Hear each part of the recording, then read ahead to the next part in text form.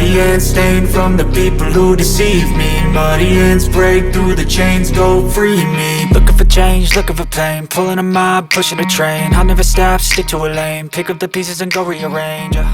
I'll be the best above all the rest, put me to the test. Dude, if I could just do this podcast, like just speak and then have somebody else do all this stuff, I would love it. Not to say I don't love it, like what I do, but I think the output could be a lot better in the sense of, because especially with like information going out so much, you know, and some of the things we talk about is, you know, relative to what's going on right now. So, but if you hear like a week later, it's like, dude, that's like fucking a year ago, you know? Right. Yeah. Investing in like a part-time producer or something like that might work. Yeah. Get you millions of followers and you're good to go. Yeah. Start doing ad reads. That's so strange, dude. The follower thing. You know, I think if you're like a narcissist, that would be like, fuck yeah, you know, more followers. But for me, it's strange that I don't know, people just seek that the follower. Like, I'm pretty sure on Instagram you have, you know, marketing people reach out to you. Hey, if you pay $20, you know, you'll get 1,000 followers or guaranteed or whatever. But I'm pretty sure those are all bots. They definitely are, and I think people. I could be ignorant to that. I've never done it. No, I mean there are legit marketing places that try to go out and, you know, do ads for you and get you followers and all kinds of stuff, and they'll do. That's why we can't have nice things. I know. But I think the follower thing is interesting because, well, there's two things. One, you know, in the last 10 years, you have, excuse me. I heard something about if you have 80,000 views on YouTube or 50,000 like followers, you start to make a good living, a real good living, which is really interesting. But then anybody below that's not doing it for the business side, which I would want to do it for the business side. Right. It's all those dopamine hits. Who's liking? How many followers do I got? How many likes do I get? And people get addicted to that. And I got to. I don't know about you. You're not on social media though. Much. I am. You are. Oh, yeah, you are. Yeah, you are. I am, but not as much as some people. Like, I'll take breaks from it, like, for, like, weeks sometimes. Right, and I got to Facebook 2018, way late. Got you. But only because I have the gym, and I had to have that. And I got Instagram, last year? Right. Yeah. But I had to because of the business. That's it. And otherwise, it's like, I don't care what you guys are doing that much. Right. It's not that. It's cool. It's cool to see what people you went to high school with were doing, but it's not like... Yeah. Facebook I had just because, I mean, the military, you know, keep in contact with people. Right. I'm not saying that's a primary reason I had it, but that's the one reason or one of the main reasons I continue to have it in case, I don't know, somebody wants to reach out or whatever. And then Instagram came along. Like, I didn't say I had to, but I made a decision, like, based off of, like, one, I was focusing on the negative aspects of social media. And, you know, it's just like the narcissism that goes with it, like the mental health part that, you know, affects not only teens but grown adults because there's this competitive, like, you know, keeping up with the Joneses times like a million. And but if you're not grounded in like your values or what have you, then you can get, you know, lost in the shuffle, I mean, so to speak. But with that, you know, if I wanted to talk about and raise awareness for like mental health, you know, veterans, and just kind of share my story, like, you know, when I need to, you know, I needed to be like, to reach people, I needed to be on social media. So I came to that understanding, and I'm still kind of struggling with it to a certain extent. You know, you can ask Sandy, like, I don't know, like on a weekly basis for a while there, I was like, I think I'm gonna fucking delete my shit. You know what I mean? It was just like, it's just too much. Like, and one, I'm old, so it's like texting, like trying to fucking write stuff. I can't articulate my thoughts quick enough, and typing, it was taking like hours to do a post, and I was like, this is bananas. But, you know, I'm trying to learn like other ways around it. But you know what I mean? It's just, totally. It's just it's almost like a different language and a different way to communicate. And then you're always having to, not always, but the algorithm's always changing.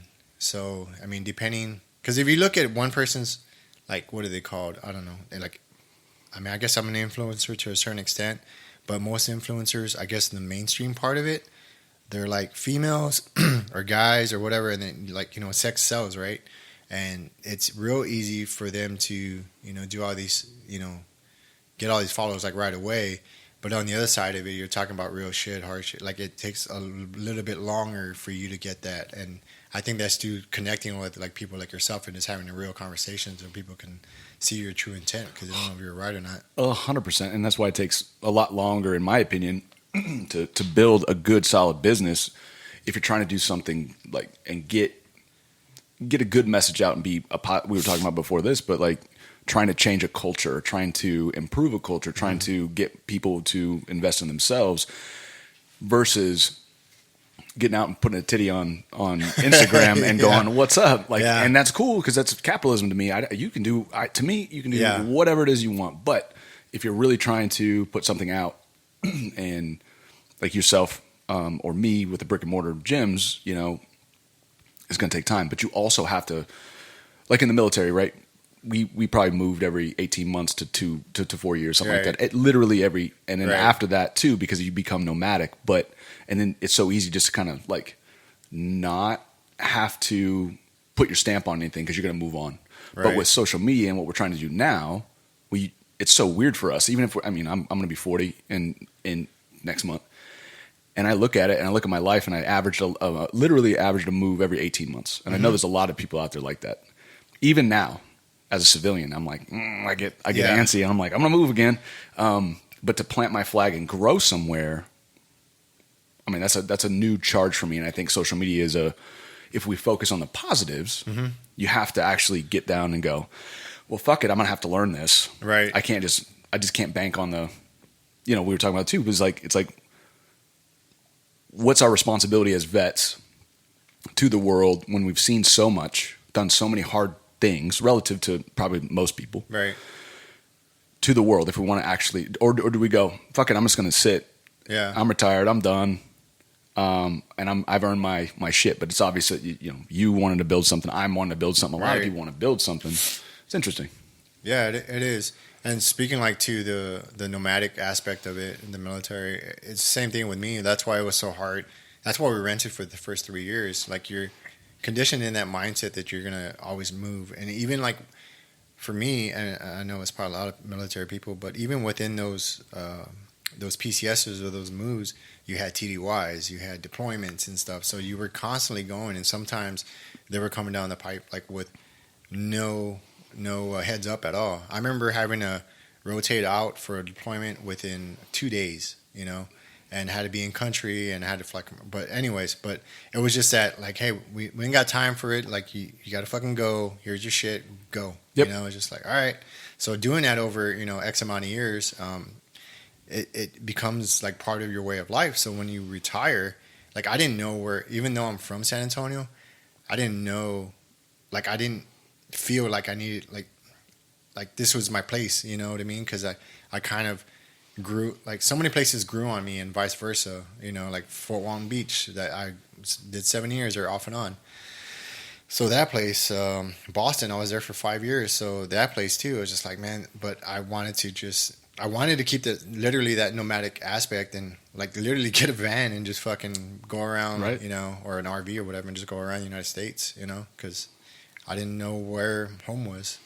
No, and I feel that too. And Chelsea, my fiance owns the gyms. Mm-hmm. You know Chelsea. She got out of the Navy in 2015. I got out of the Air Force in 2009. Then I did contract work after that. And again, it's weird owning gyms and brick and mortars because it ties you somewhere, right? Mm-hmm. Your message ties you somewhere. Whatever it is that you're doing, you just it's so counter to what you're taught in the military. Like you said, like I got to turn around. I got nothing in my closet. I got a go bag. Mm-hmm. And I might have a cart that I share with another dude, you know, like right. No possessions, no home, no groundedness. But that's what you had to do to succeed. And now, as civilians with messages and businesses and other things, it's a whole different thing. And I struggled with that for a long time. Like, you know, Lee Ring is a prick, right? Lee Ring is a prick is my handle on Instagram, and that took me, 5-6 years to adopt because that's my persona at the gym. Yeah, is Lee Ring is a prick. but I didn't want to own it because I was always like, I don't know. I don't know if I want to lean into that too long because I don't know if I'm going to move again. I don't know what, how much my talons do I want to dig into this? And same with, the dirt therapy project and things that you're doing is like, well, how invested do you get? How much, like, look at this rig, this setup, like that's investments. Yeah. And like, to your point. Yeah. And the way it happened, it probably happened the same for you. It just, the more I thought about it, the less I wanted to do it, but I just started to do it. I think I had a conversation at a trailhead. It's crazy, like how strangers have these profound effects on you just through like a short conversation. And I was talking about these things I wanted to do. Like, I have a lot of ideas, but I honestly never follow through with them because, all these negative, like, who the fuck are you to say whatever? Like, who wants to hear what you got to say or whatever? But he was just like, hey, and at the time it was just like a YouTube channel, right? Because I enjoyed writing. I was like, I want to kind of influence people in a way where they're going to get off the couch, go riding and stuff. I've done the gym thing. That's how I met you. But at that point in my life, it wasn't something that was working for me, just socially and what have you. So riding a bike and on the trails and stuff was a different, environment, and that, opened up a lot of stuff for me, both personally and like socially. But with that, it was just like, I was having this conversation with him and he's like, just start. Like, just don't think about it, just start. And then, through that, you'll get better. So that kind of, set the mindset, like, get better each time, whether it's riding, whether it's working out, whatever. Like, just because you can't do it. I think back to an deployment. There was a guy that we were trying to help do pull-ups, and I know you probably see this often. And he was his name was Jake. He was like, hey, and he was a little bit more aware of like the intricacies of working out than I was at the time. So he told him, I was like, just try to pull yourself up as much as you can and try to hold it, and then like try to do that every other day, and then within time your body will start to get stronger. So it's just like if you only halfway, hold it as long as you can, then go slowly down. And that kind of like, clicked in. All these messages throughout your life that you learn kind of just seem to sync up at one time. But yeah, so with that, like, how did you transition? Like, what was the catalyst that you and Chelsea decided to start a gym? Yeah, so we actually bought the gym from an ex-military member of ours, a friend of mine, who I was coaching for at the time. And Chelsea had just gotten out of the Navy, didn't have much CrossFit experience. I was bouncing around still trying to get contract work. So I got out in 2009. I was at Ramstein from 2009 to 12 doing contract work out there. And dude, we were there at the same time. Yeah, that's right. That's right. That's crazy. Yeah, I think I remember you saying that. That's like, first conversation. I remember I was like, wait. Where'd you live? Yeah. Holy shit. Because you were at... I was at Capone. Okay, yeah. I was at Ramstein, but I lived in Millingen, which is like further out. So I think we lived in Steinalben, which is by Pirmesens, halfway to Pirmesens. Gotcha. Yeah, small world. Yeah. Small world. You never know. Sorry. No, you're good. So I ended up coming back. I ended up in San Antonio. My ex-wife got stationed here. Mm-hmm. She was still in the military, and when you get out, what you were doing in the military, so therefore you want to do that more, right? So I thought my path was government work, contract work, DoD. That's it. And I was in Intel, and I was like, oh, I had clearances and all kinds of stuff that not that many people have. It's a small community, so you run into people here, but. So that's the path I thought I was going to take. And so from 2012 to 2015, I didn't find a lot of work. I struggled a lot. I had 9 months and 2 different iterations of unemployment. So 9 months and 6 months. And you'd think I had a master's degree in Homeland Security. I have all these clearances and all this experience that you'd get snapped up real quick. Mm-hmm. And this is not the case. And I was beating my head against the wall, and I wouldn't look at anything else. I just wouldn't do it because I was legitimately thought that was the only path. And I know talking to vets, it's like, that's the only, either that or you just don't do shit. Yeah. You're not going to find, because what the dirty truth about it is not many employers out in the world hire vets and then train them.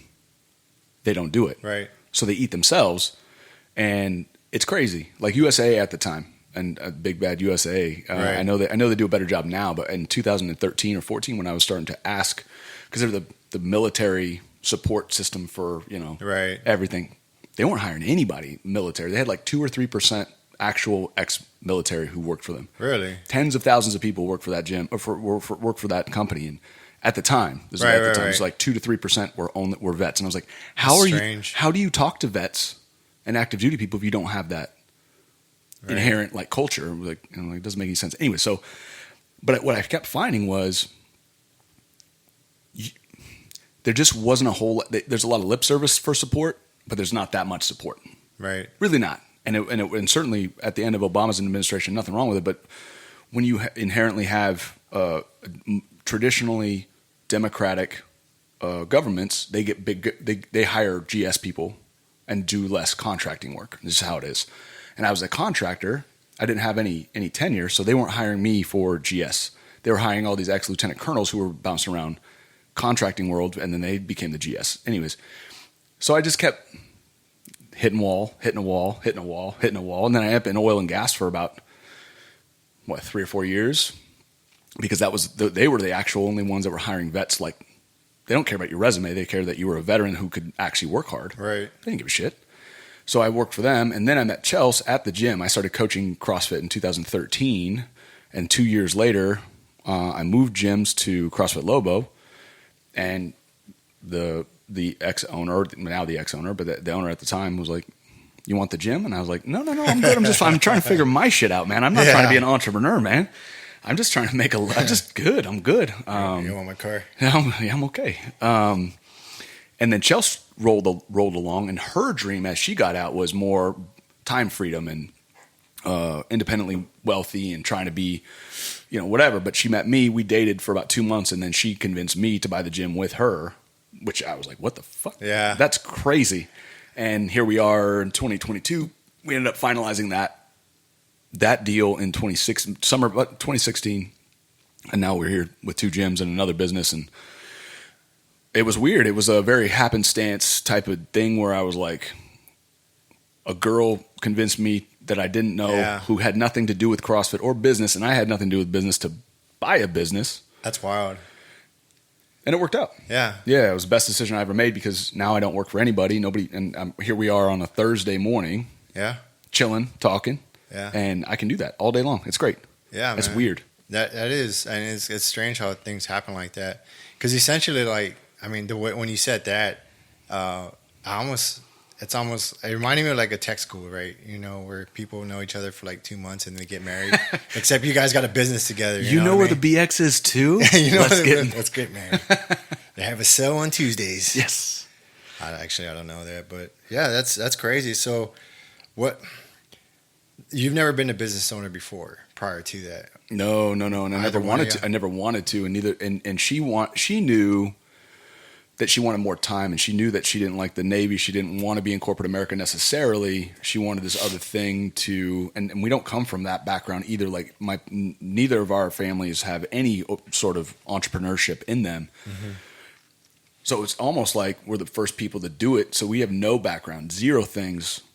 And we were just trying to work together early in our relationship, which ended up working well. I mean, yeah. I think because we both bring different things to the table, I won't shut up and I just talk a lot. So I was a coach at the time, so I knew how to coach, I knew how to program, I knew how to do a lot of that sort of thing. Bless you. Oh, get multiple.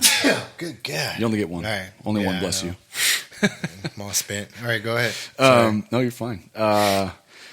So yeah, like it was so strange.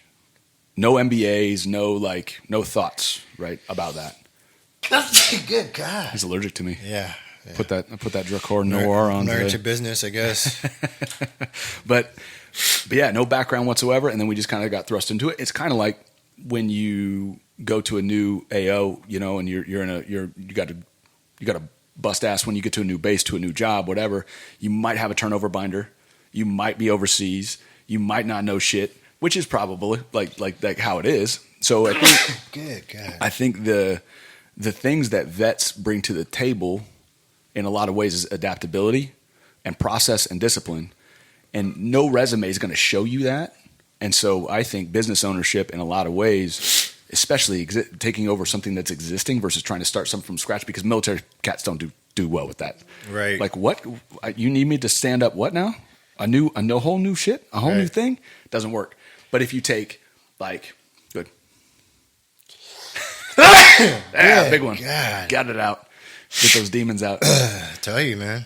But if you take something existing, like a policy or like a turnover binder, and you go, okay, I'm going to read this, I'm going to make it my own.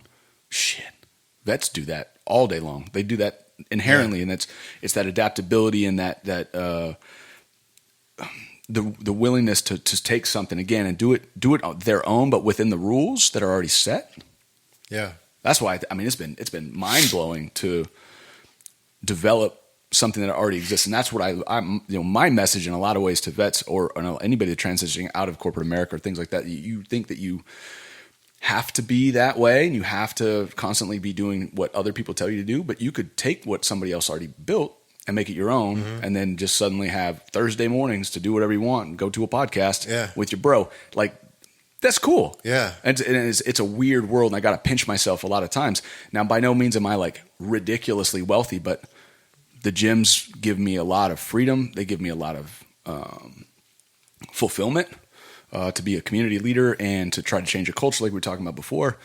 Of in San Antonio, where fitness and diet and sleep and all that stuff maybe not be it was not ever at the forefront of anybody's. I mean, you grew up here, and so I'm changing a culture. We're bringing a bunch of people in. They're getting healthier. They're going to get more knowledge. They're going to get better, and then it's going to permeate throughout their lives, affecting your circle. Holy shit, it's crazy.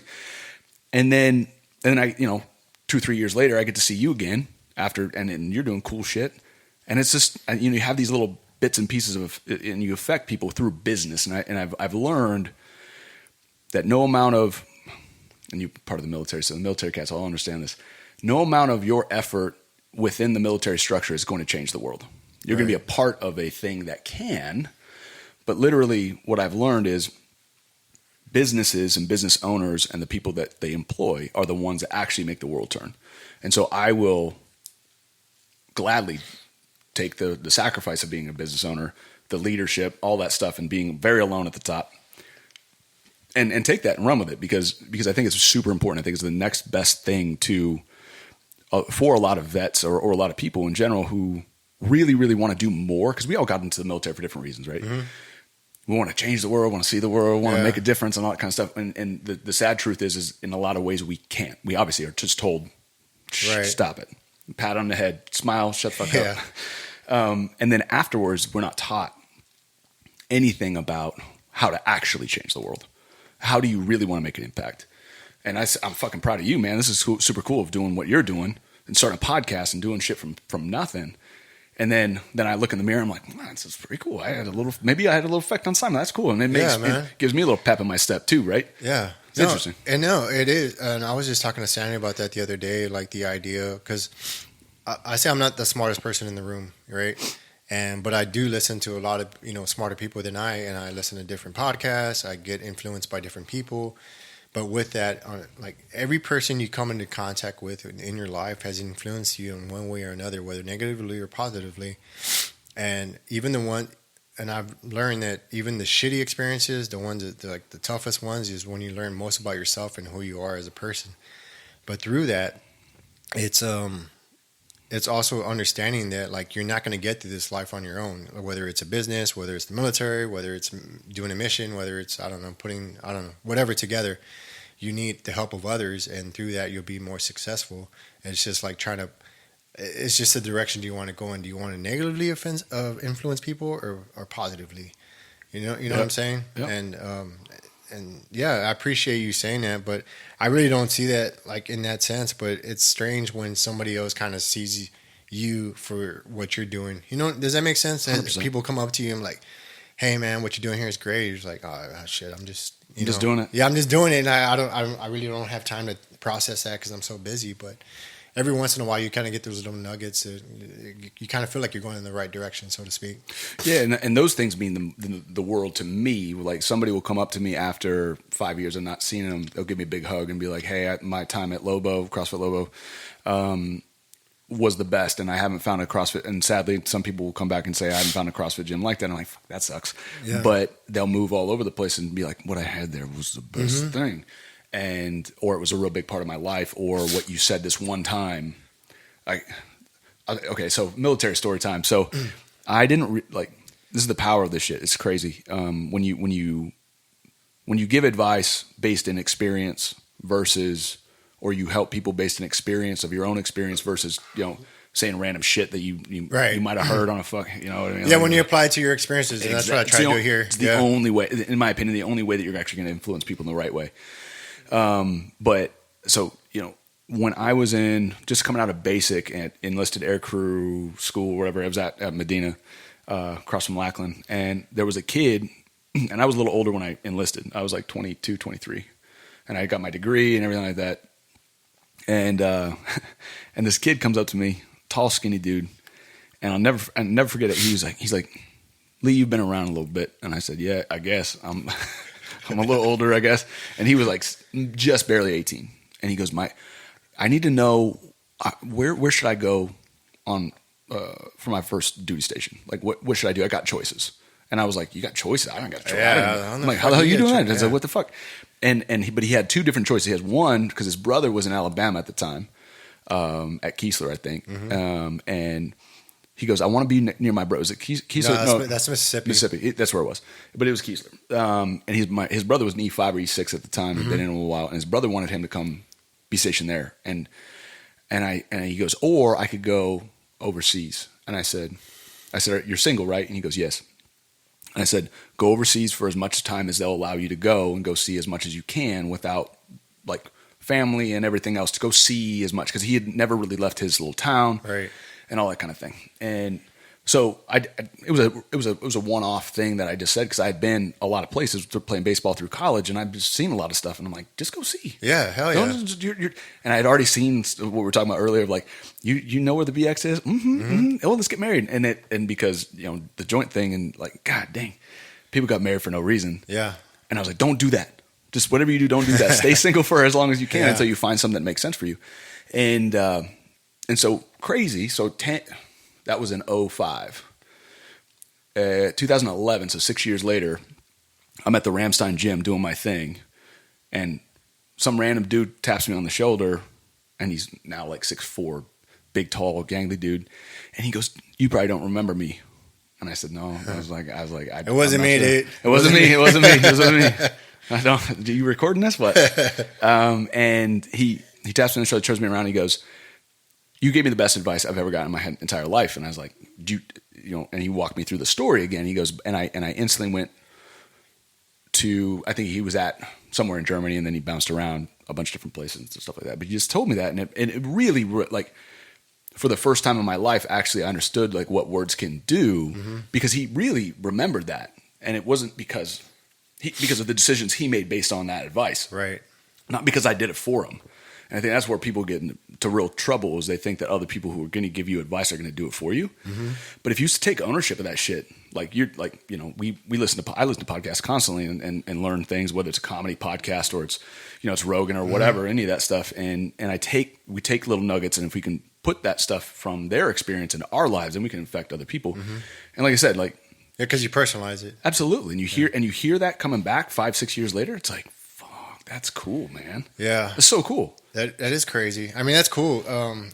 I have an opposite story. It wasn't my story. Sandy was telling me that I guess she was talking to somebody, and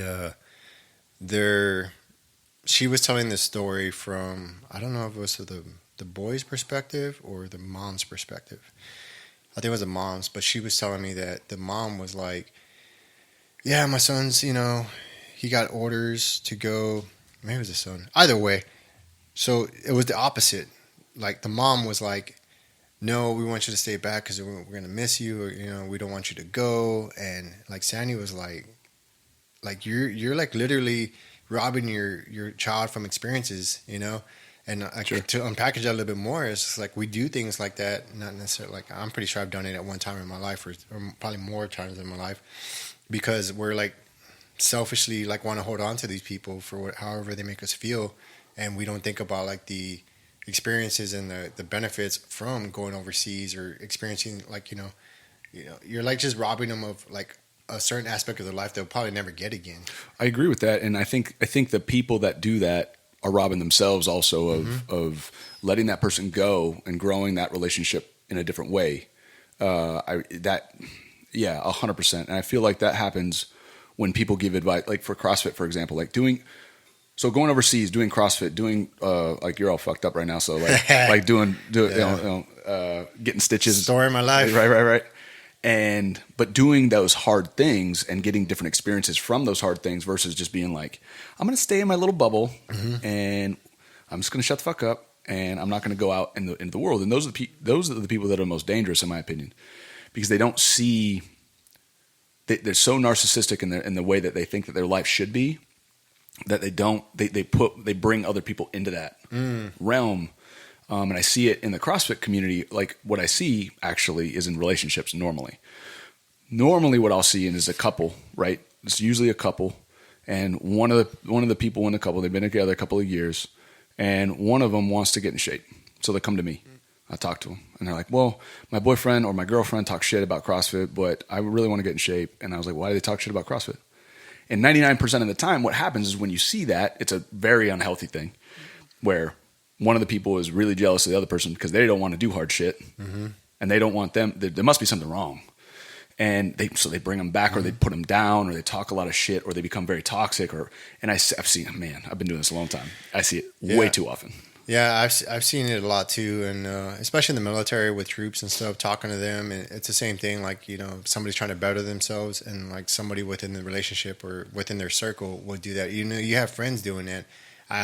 You know, I like to take my kids into it. Like that's what I always try to tell them is like, you know, get out there. Like if you're gonna go to school, shit, go overseas if you can. Like go experience. Like get away. Like, you know, do I want you here with me all the time? Fuck yeah. But at the same time, I also know what's awaiting. Like these experiences, food, cultures. Like you'll never lose your money. I mean, you might lose it, you know, monetarily, but the experience you'll gain from all those, like, you know, those travels and what have you, you'll gain. Like I think it levels out is what I'm trying to say. 100%.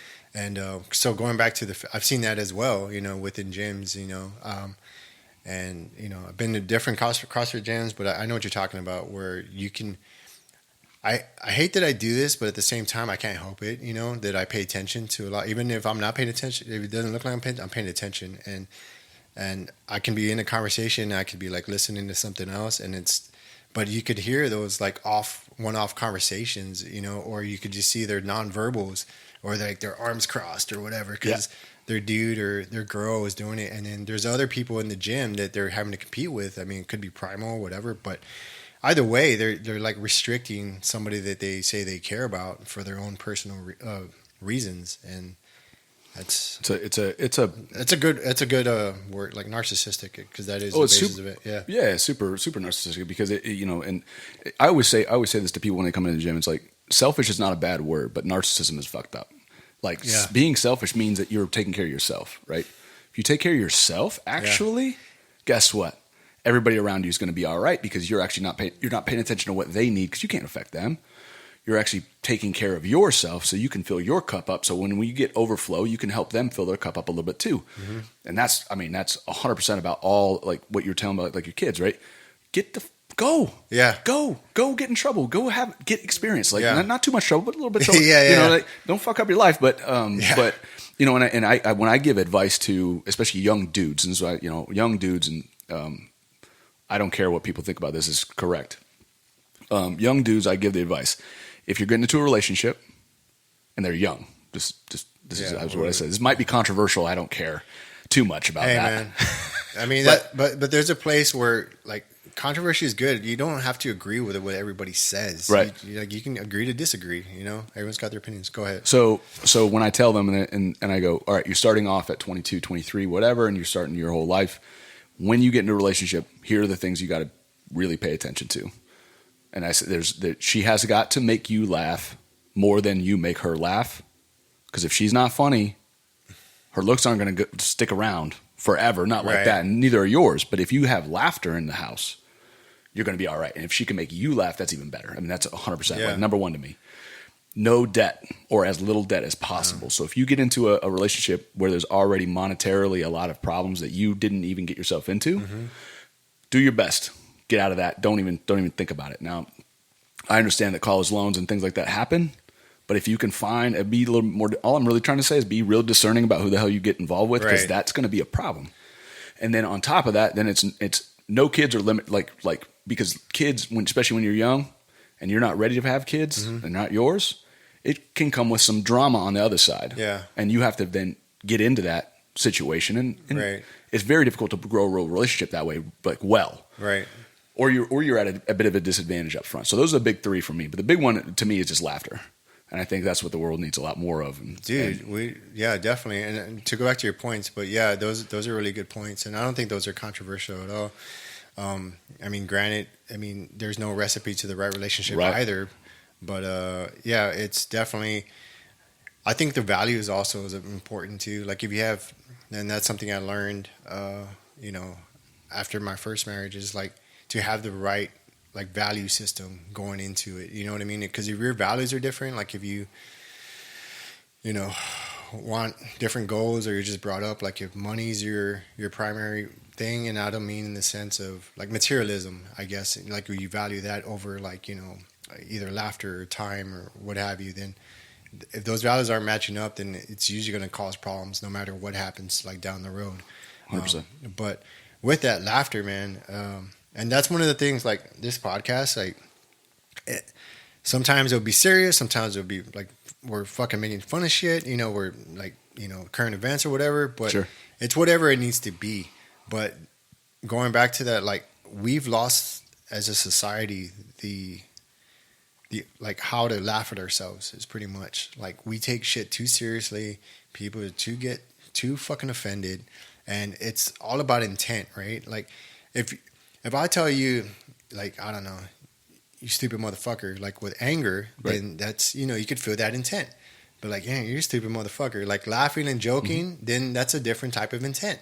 You know what I mean? 100%. It's not the words, but it's the intent behind it. And maybe because of social media, that people have lost that because they're not using the emojis. That's why I really don't like texting with people, because you can't tell the tone behind it. And emojis, I don't know, sometimes if it's a serious conversation, like emojis kind of just take away from it.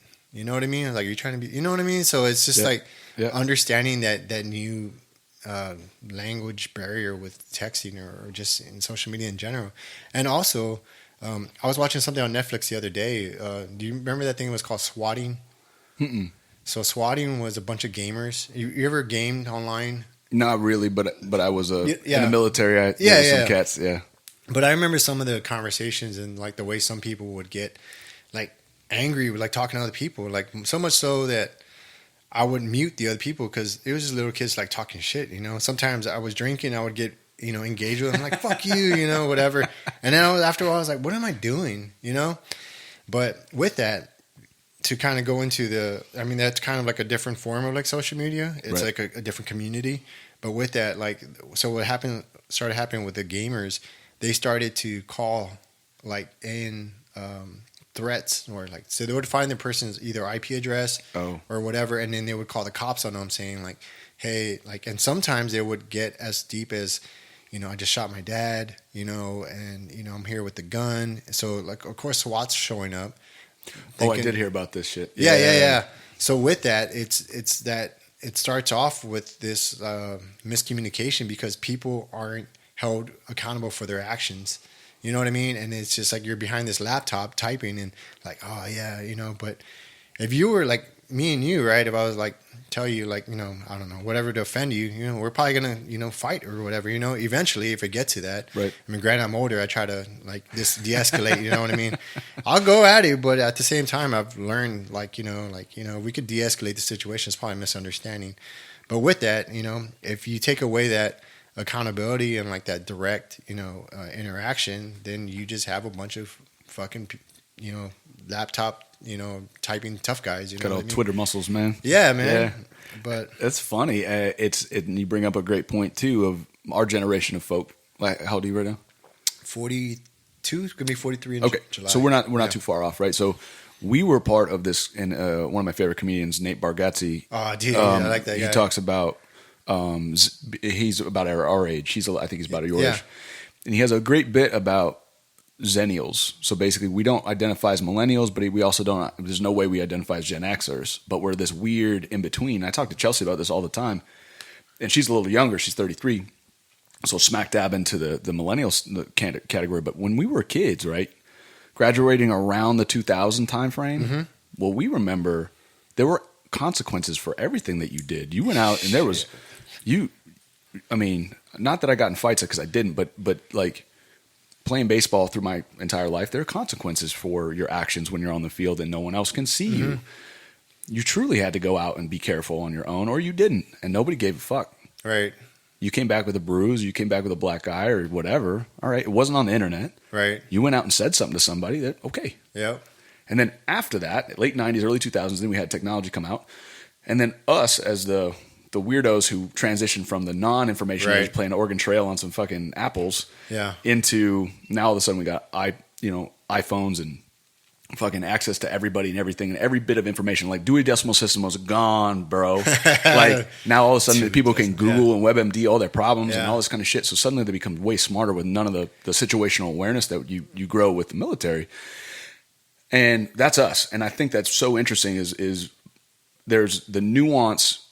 Doesn't have to be any nuance anymore to conversations. It's just fuck you, whatever I'm going to say, or positive. And what happens with that, and I've seen that at the gym over a long period of time of having younger and younger people, or at least I'm just getting older. I should probably say that. Right. I'm just getting older. Is there's a lack of assumption of positive intent with people. People think that everybody pays the fuck attention to them now. But what it is like nobody really gives a fuck. Nobody really cares. Right. Really, you should care about yourself, and that's it, and how you put yourself in the world. But when you have a lack of positive intent or the assumption of positive intent, then you get road rage. You get a bunch of people being angry all the time on video games. Well, what do you mean by that, bitch? Like, what? Yeah. They don't even say that though. They just take it and they'll run with it. And I think that's where that narcissism starts. In a lot of ways that we were talking about earlier, is people don't just think. Well, they think they're really important and people give a shit.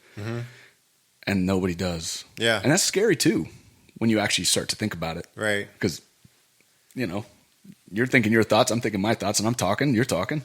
But we're individual people. But so many people like take that into the world and just become angry because I think the realization is they are fucking alone. And so they take that lack of situational awareness and the lack of experience out in the world and they take it out on other people because they're miserable fucks.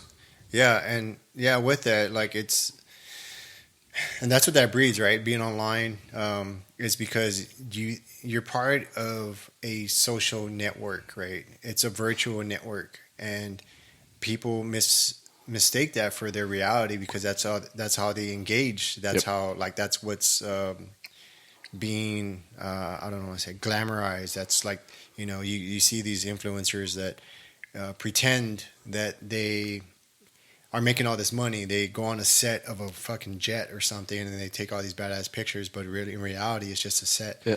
And then they're like, influence all these people. Like, I need to be that. I need to be this. And because they have, we're going back to followers. These millions of followers, and it's just setting every young person up that's growing up in this world with already like they're behind the curve. It's like, and this influencer is only like 20 years old, but they're really fucking lying to everyone. Yeah, when we bring up a great point of the snapshot of the thing that you might see right then. Right. And even if that person is an absolute baller and they're the most interesting person, smartest person in the world, it's only a snapshot. It doesn't show you the 30 years they took at grinding as a poor person, or maybe as an enlisted cat in the Air Force, or as a single mom, and then it's just like scratching and clawing and scratching and clawing. Like CrossFit athletes are very, very similar. You see these big badass bastards and ladies who are all badasses in their own right. And then I get an athlete, it's like I'm not them. Yeah. And I go, no shit. I was like, you didn't put the work in. Yeah. So everybody wants everything right now, and that's a very difficult thing. And that's why, going back to worldly experiences, when you only see what's on the screen, you don't like look up and you go, hey, I'm in fucking Argentina right now, seeing how other people live.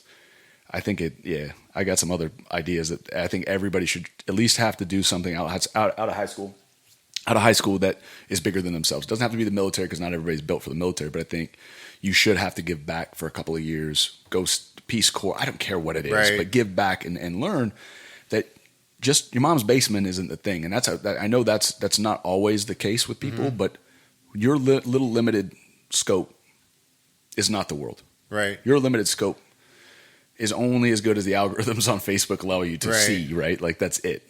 And I think there should be something given back. And I think I'll never get elected to shit, but you know, like when you don't force it, people are going to take the easier road. They're not going to do the hard shit anymore. And I think like Idiocracy and some of these other movies that are like, yeah, that movie stands like, y'all haven't seen Idiocracy, go check it out. It definitely, like I saw that like, I don't know, 15, 20 years ago, whenever it came out. And I was like, that'd be wild. Fast forward, you know, it's fucking here. I love it. That'd be wild, man. Yeah. Yeah, it would be. But I mean, oh, it's true. That's like 100% true. Yeah, nowadays. And yeah, I'm wondering who like, and if The Rock, you know, I've heard like some talks about like him like running for president, right? Whether it's true or not, whether you want to vote for him or whatever, that would kind of like fulfill the prophecy of Idiocracy, like a wrestler in charge, right? You know what I mean? But yeah, so with that, yeah, and if you look at our, I mean, this is just me, kind of my perspective of like seeing our society, but you know, healthcare is like that too. You know what I mean? Like where, when I say healthcare, I mean like, you know, Western medicine, where people, well, not only do they just address the symptoms because, you know, it's trying to, you know, make money off of it. You only got so much time. You got to meet this windows of getting the patient in and out. I've heard of people, especially like, it doesn't matter, but who the person is, but where they go in for like, hey, my knee hurts or whatever. And they're like, oh yeah, I forgot my elbow too. They're like, well, you got to make a different appointment for that. You know what I mean? But at the very basis, is like when they give you medicine, it's just for the symptom. They're not trying to find the root cause of where that started. So with that, I speak for myself too. In the military, and I mean, for all the benefits and good things about it, you know, I don't want to say free healthcare because you're giving time, you're serving and what have you. But with that, you kind of get stuck in this mindset that you go in, you don't really got time to address, even if you could find the root cause, I ain't got time for this shit. Just give me something to take away the pain and I'm going to keep going. Right. And that would be like vitamin M, Motrin or what have you. Or 800 milligrams, baby. Yeah, 800 milligrams, popping those like candy. But with that, you just kind of have this, you start to think that, you know, your health or your physical well-being or whatever word you want to use, your healing is in a pill. You know what I mean? So it's a quick thing, like, hey, you just give me something that's going to fix it, and I'm going to just keep going. And with that, it's just like that instant success, right? I don't want to do the work to get there. It's just like, I don't want it, like going back to healthcare, I don't want to eat healthy. I don't want to work out. I don't want to, I don't know, socialize. I don't want to do all these things. It's like all these pillars. There's all these pillars, right? Like that kind of keep you balanced.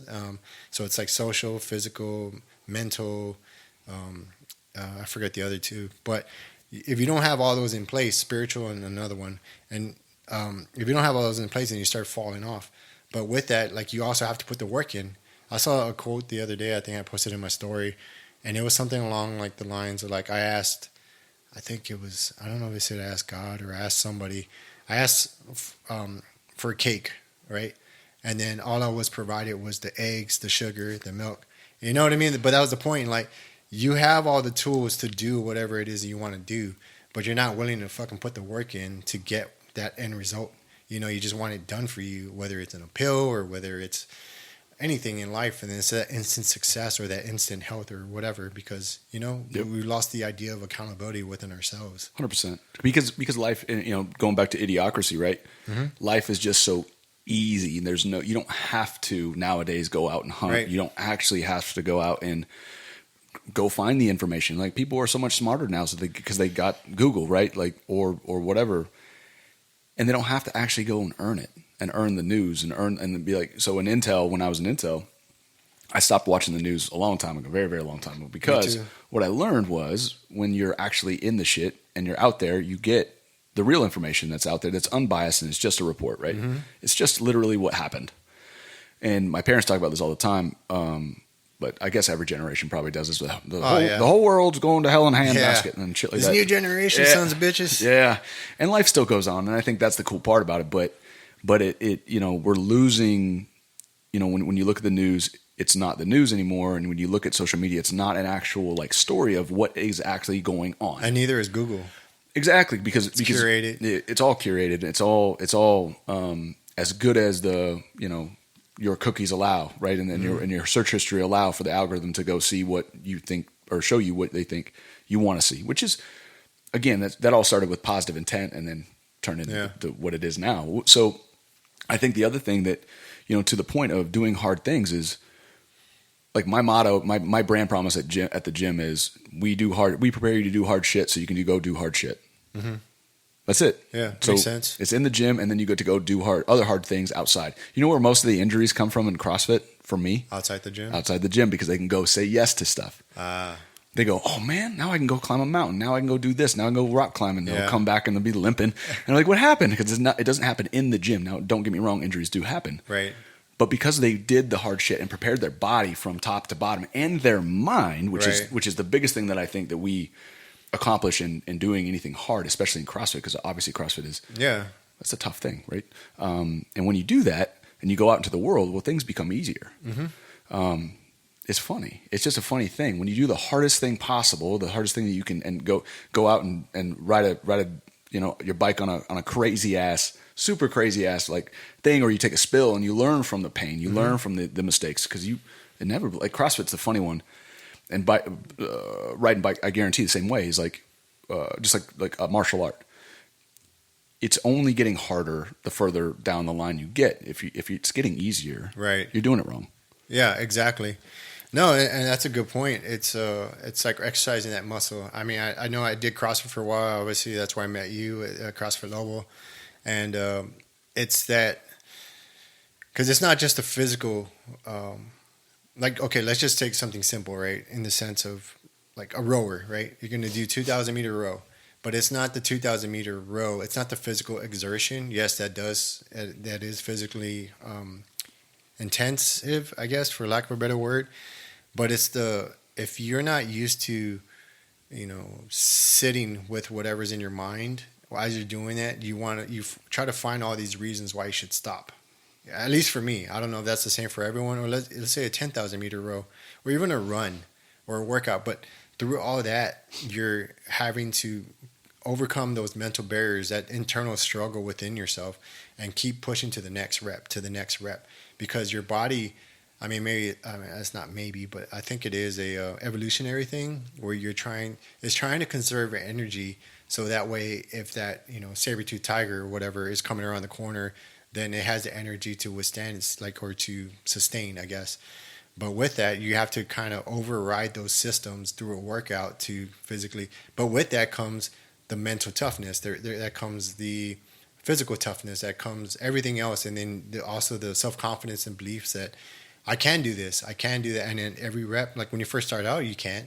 But the next rep and the next rep, you get stronger and stronger. And with that, it's just like anything else. The more you work at a skill or something, you're going to get better at it. Now, some people that don't, it's because maybe they haven't really bought into the idea of wanting to get better. They're just doing it for the wrong reasons. Like, hey, I'm just doing it because, I'm not saying that any reason that somebody goes into the gym to better themselves is the wrong reason, because that gets them in there. But if it's not founded in something real, then it's usually going to fall by the wayside. I'm pretty sure you have a lot of people come in and then they're out the door, like up like a rocket, up like a rocket, down like a rock.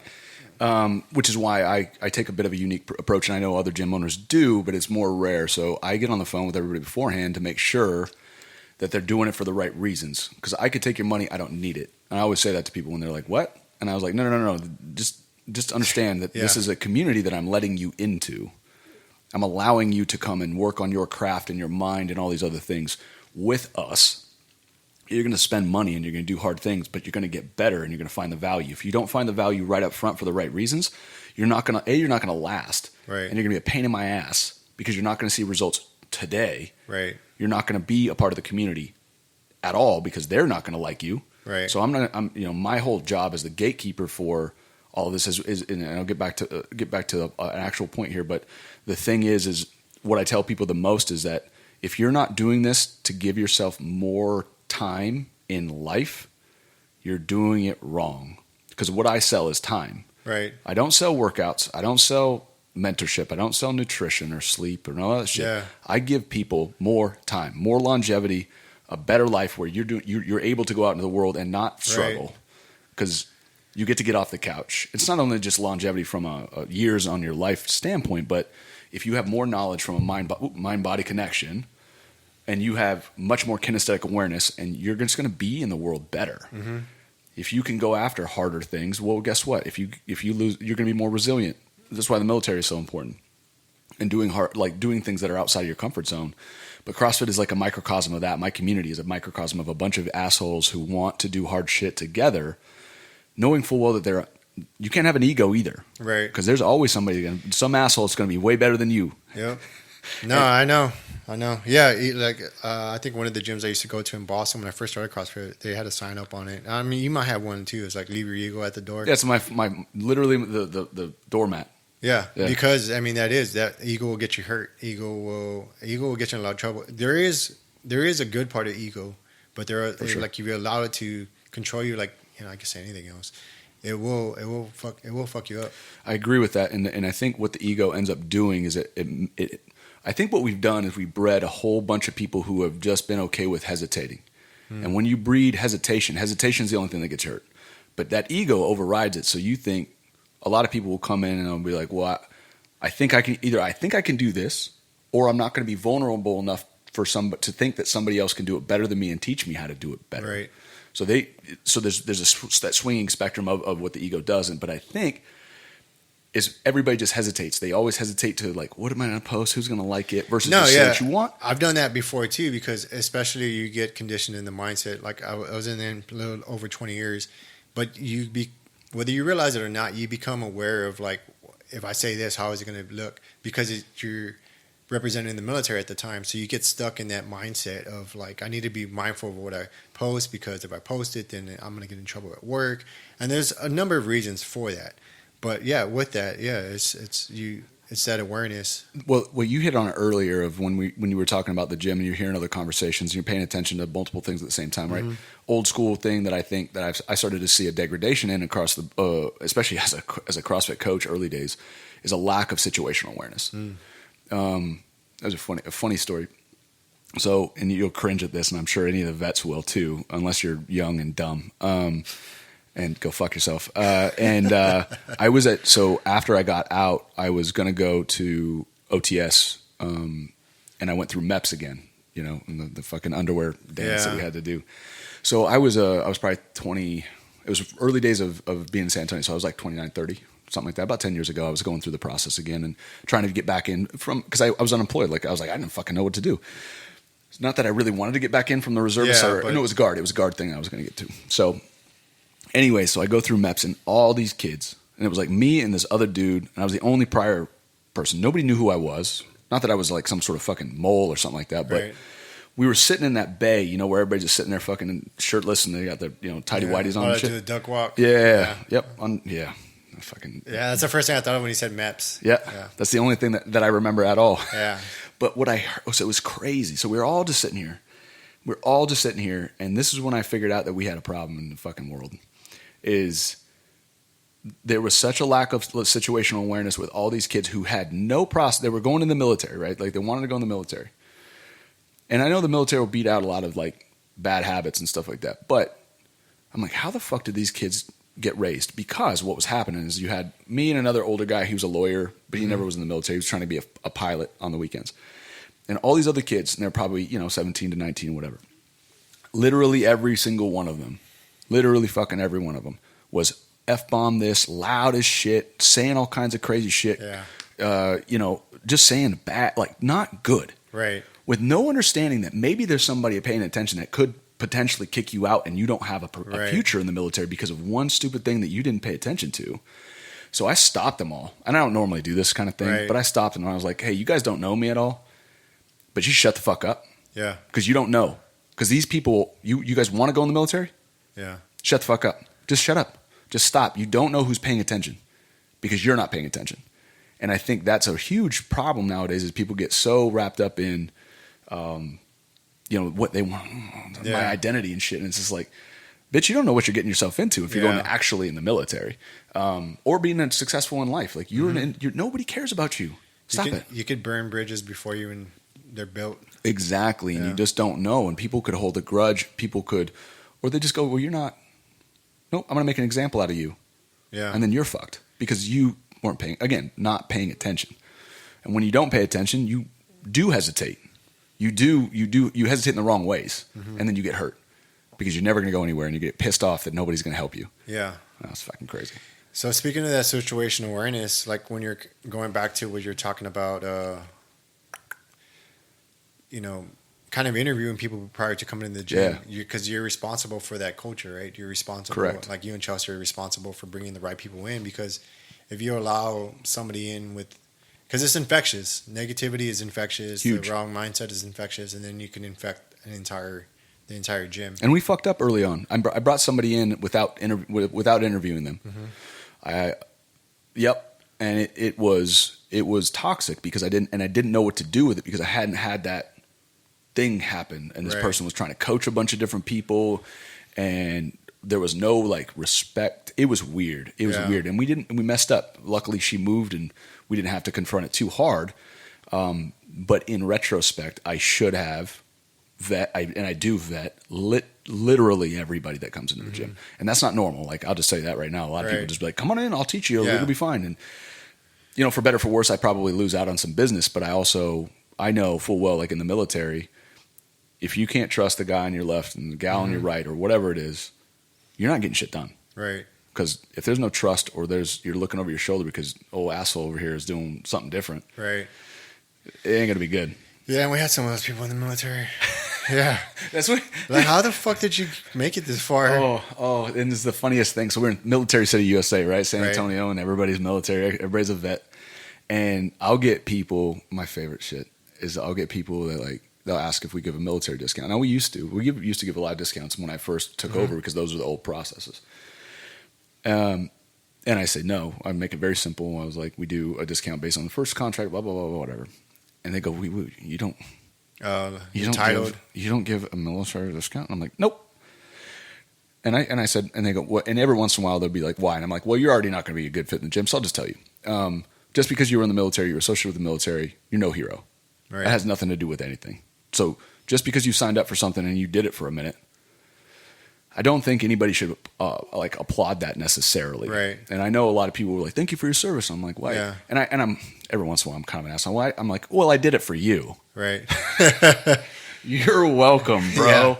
Yeah. And I hate doing that, but it's also like something that becomes so automatic that somebody was just like, "Thank you for your service." Yeah. I'm like, "Well, ask me how it was." Yeah. Not just that. Like, you know what I mean? If you really want to do that thing. Like, I was in there for 4.5 years, and I could have been in Leavenworth the entire time. Right. It has nothing to do with how I did. Right. And I think that's the lack of nuance. And there's nothing wrong with people saying that and really believing it, and I appreciate that. Like, don't get me wrong. But it's kind of a sign of the times, in my opinion, where we just we expect, maybe some people expected a military discount. Right. Or they expect a police discount or teachers or whatever. So I've seen... granted, San Antonio is probably like a little bit different than most cities, but I have seen that where, especially working with a nonprofit or being part of a nonprofit, and I've had people ask me that. Like, they don't even ask about the nonprofit. They don't even, and they're veterans, but they already want to know, like, how do I get a free bike? And then I went through a program at home base Boston after, during like one of the programs. And I talked to veterans that worked there. Same shit. They had veterans that were supposed to be there for like self-improvement, for PTSD or whatever it is that they're going through.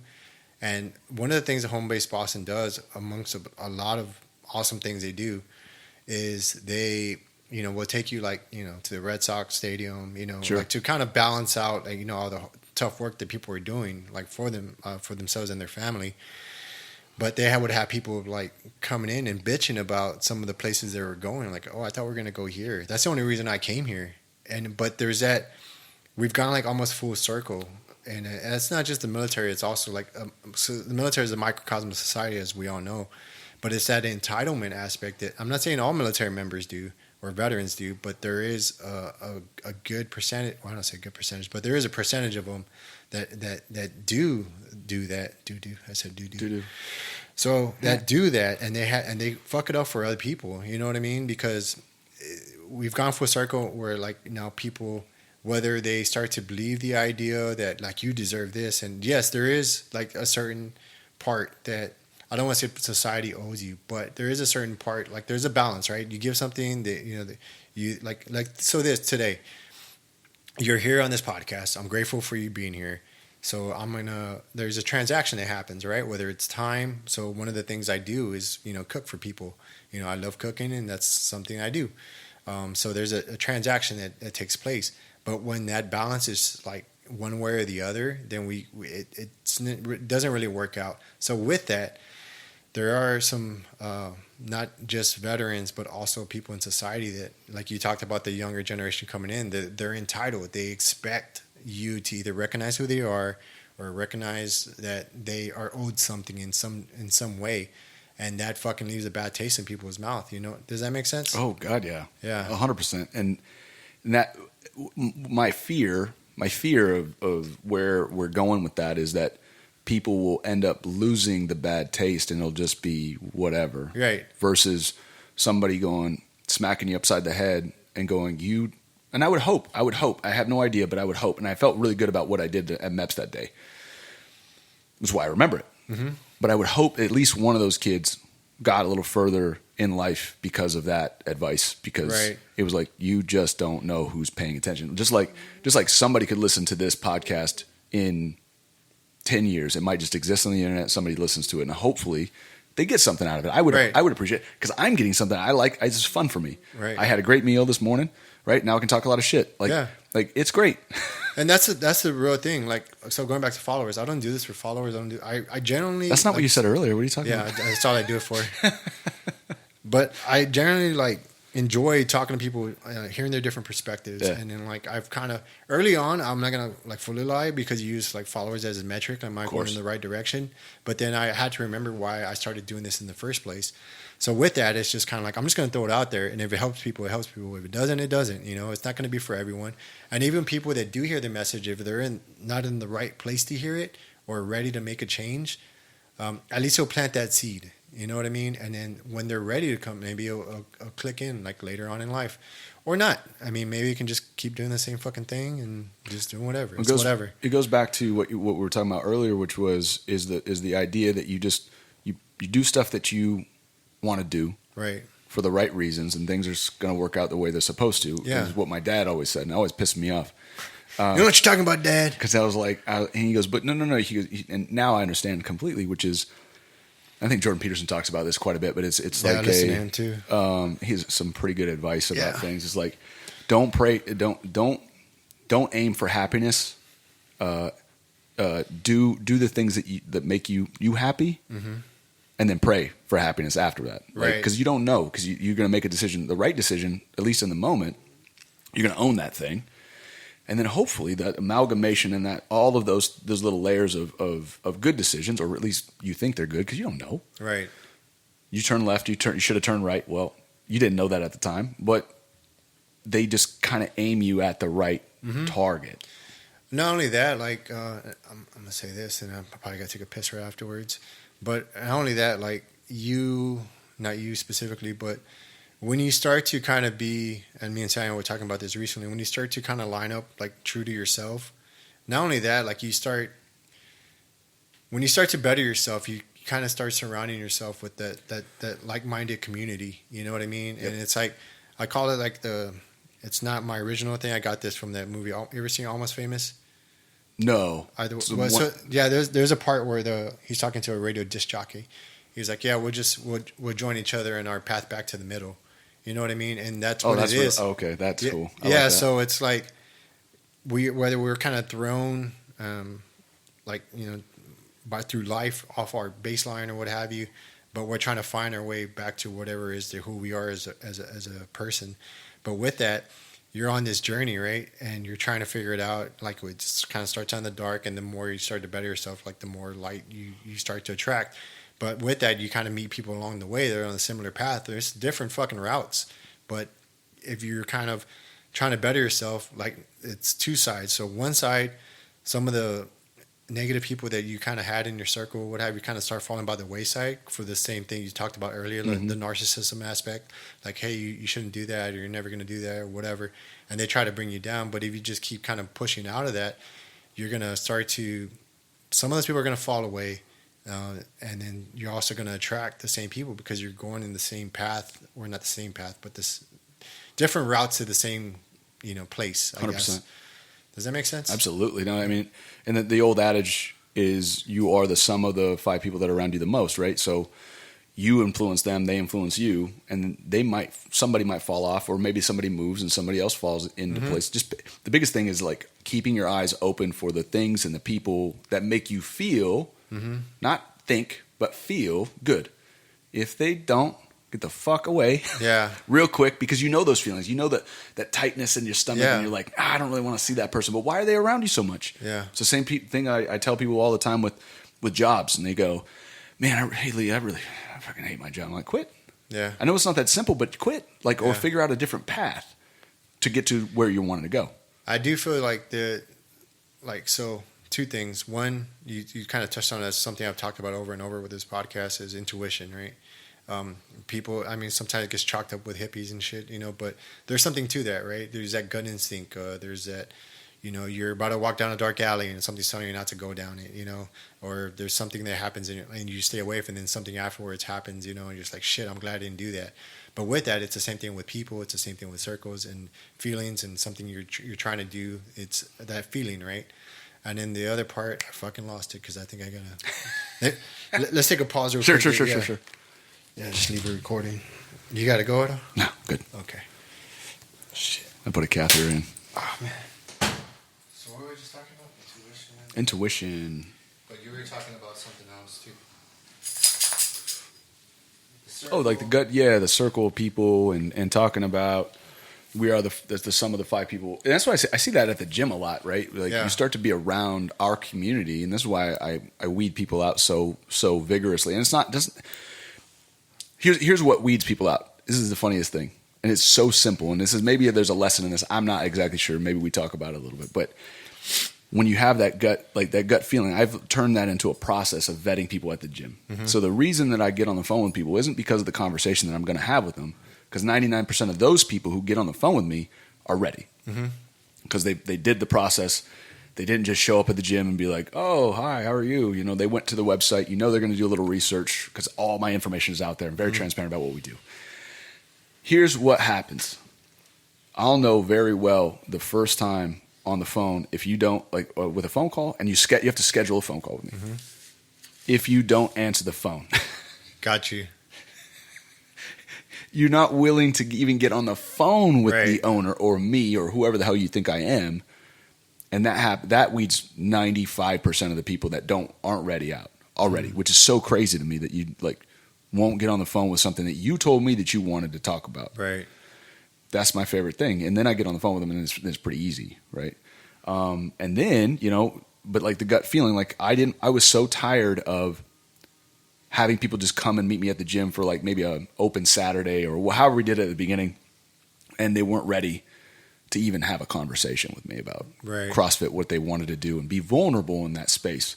And what you really want to do, at least this has got me pretty far, and I think you probably agree with this, is that you want to be around a bunch of people, again, like-minded folks on kind of where they're going. Right. They might be doing different things, but they're trying to go somewhere similar to where you're trying to go, and they can be vulnerable around you, truly vulnerable, which means that they're talking about stuff that is not just about ego-driven shit like, hey, I PR'd today, or hey, this or that, or I'm look at my new car, shit like that.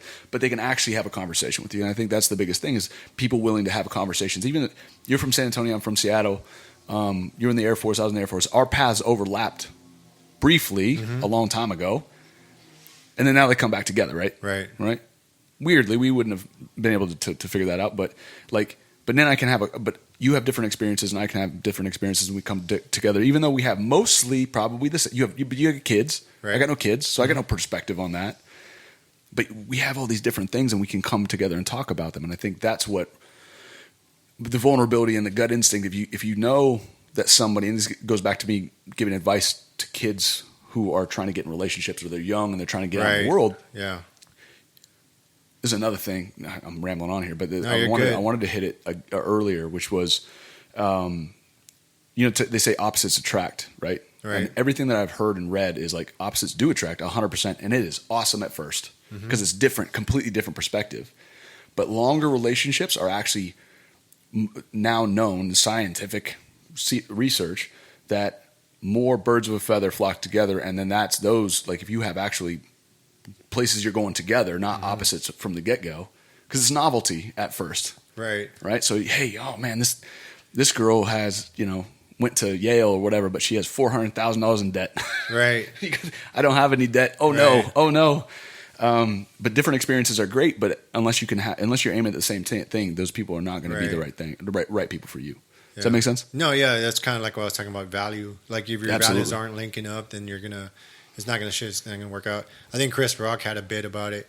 He was talking about like, pretty much you got to have the same, value systems or whatever. But like if one person's, and I'm probably going to fuck up the bit, but he's like, one person's like, hey, where you going? I'm going to church. What are you going to do? I'm going to hit the pipe. You know what I mean? that shit's not going to work out. You know what I mean? But people stay with those things because that's what they know, or they think it's kind of like, oh, well, this is the way it's supposed to be. Right. I'm letting that person do their thing. But they're also sacrificing themselves by, because I mean, whether you like it or not, like the person that's doing something opposite of you and it's like not aligning with your values, they're going to end up infecting you to a certain extent where you're not going to be able to get where you actually could go. 100%. As opposed if you're with somebody that's challenging you, calling you on your shit, and then helping you get to that place, and then vice versa. It's just that trade-off, like we were talking about, like, there's a transaction that takes place, whether it's with time or money or something like that. That has to happen. If not, the relationship's going to be imbalanced and it's not going to work out. Well, Rogan talks about this all the time with how comedians used to be. Mm-hmm. I can talk about that, but I can also talk about how that translates over to CrossFit gym owners as well. So comedians back in the day were always against each other. I was wishing that, and he talks about this a lot. Yeah, I've heard him. Of saying now it's like, well, there's enough audience and there's enough money for every one of us. If you're good, fuck yeah. Yeah. Let's all celebrate those wins and let's push each other's specials. Let's do all this stuff. CrossFit gym owners are very, very similar. When I first became a CrossFit gym owner, people were not like, I know some people knew each other, but there was definitely cliques. There's definitely different, like this and that, and it happens. And then when Chelsea and I tried to reach out to a bunch of them in the city, and there were probably 5 or 6 that got back to us out of the 30. And we just want to have a conversation and talk about their experiences in San Antonio, talk about marketing, best practices. Right. I saw y'all did a workout with a gym recently also. CrossFit. Well, Rick Garcia's gym, great gym downtown, known him forever. But yeah, Rick, they did a competition and we had a bunch of people that came out. Like we had like 30 people that came out to watch our competitors do that thing. And I've known Rick forever. He's a good dude. So like no problem supporting a competition at somebody else's gym. There are other things where you don't ever see any of these people out and about. And I don't know if that's personal or whatever, but you couldn't get a hold of them if you wanted to. That sounds like you don't get your shit together to me, but, and you're bringing too much ego into a thing that's like, well, this is my gym and this is the way to fuck you. And it's like, no. If we work together, because CrossFit, unpopular opinion, isn't just CrossFit across the board, right? I say this all the fucking time. But CrossFit is an affiliate model. It's not franchises. This is why you have different experiences at different gyms, just like you would at a church or a Mexican restaurant or other things, right? Like it might say Christian on it, but it might be a little different, right? Right. Mexican restaurant, same thing. You're walking into a Mexican restaurant, but it might be a little bit different menu. The waiter, the experience is going to be completely different. Right. So CrossFit's the same thing, and that's the thing of what I want when I want a lack of ego when it comes to business ownership in general, or anybody coming into like a conversation where you have these. If you work together and you have good experiences or at least congruent experiences across the board, then you at least have some shared knowledge, and I can go, hey, Rick's gym over there is very similar to ours, and he does a good job on the back end. He does a very good job from a community building standpoint. Boom, here we go, cool, and we can, because we're not really competitors. There's not enough. There's always seats at the table. Right. Always. And I think that's what is lacking in the CrossFit community is a congruency across the board of like, hey, I don't care. Like you're in Houston. I don't care if you, or you even right down the street. Right. Dentists don't do that. There's dentist office everywhere. Right. Like just come here. There's plenty of money to go around. We're okay. Yeah, and I think that's what it is too. Is like you said, ego, and then there's also people misunderstand. Like they like you said, they think you're going to take away from their it's insecurity at the very basis, Right. and not understanding like you're going to grow more if you network with other people and try to grow together, as opposed to just trying to keep your own little piece of the pie and fucking swat anybody else away that are trying to, that you feel that they're trying to take from you. Yeah. Because I don't know, it's I don't know, it's the idea. I think it's insecurity at the very basis of it. That they, yeah. I can't really speak to that too much because I'm not a business owner, but I do see that even in the nonprofit space, it's like that. And I can't speak fully. I don't run the nonprofit. It's Jonathan Hagerman. He does all that. But I've heard of other nonprofits where, they've which is wild to me because it doesn't make sense. If you're in the nonprofit space, right, you're trying to do it for the betterment of whatever it is you're doing, right? And you want to try to network. You're supposed to, right? And you're trying to network and stuff. But I've heard of some nonprofits would be like, hey, you're like, what are you doing? This is our pretty much, this is our turf. Like, what are you doing? And it's especially in the veteran space. Like if you're, and I see this with, nonprofits. I see this with the medical community. I see this with everything. If we're really trying to get at the core of the issue of mental health, let's say, just for an example, Sure. Then we need to consider all options. Obviously, there's talk therapy. There's different forms of that, CBT, CBT, EMDR. There's a whole bunch of stuff, right? And then it's starting to get more broad as far as like the therapies, such as plant medicines, psilocybin, MDMA, all these different things are being explored now. But it's the same thing. Like if we're really serious about attacking this mental health issue that's going on with veterans, what's going on in our society, I mean, it's across the board. Then we need to explore all options, and that's like, all hands on deck, to use a military term, and like really get at it, as opposed to being like, no, this is the only way. This is the only way we're gonna do it, and because I fucking said so, and it's ego, right? Because you don't want. And I've heard of that as well as Sandy. She's doing acupuncture and Chinese medicine. She's getting her master's in that. And I've even heard of cases where that happens within the medical community within small towns, where there's a acupuncturist in town and they're taking clients away from, not intentionally, but a lot of people that find themselves in acupuncture and Chinese medicine have tried all these different avenues of Western medicine. And I'm not saying one's better than the other, but what I am saying that there's a place for both of them. Chinese acupuncture is more preventative, as well as, it's not a clear off fix all, because a lot of that going back to accountability, doing the physical aspect, the mental aspect, social, like trying to address all these things, right? And then like the preventative thing, like, such as Chinese medicine, acupuncture. But then there's like, hey, if that shit doesn't work, or if it gets out of hand or whatever, let's say I've broken bones before. Yes, I could go to Chinese medicine, but I want the shit fixed now. So I'm going to go see a doc. I'm going to go get x-rays or MRI, whatever I need to do to fix that.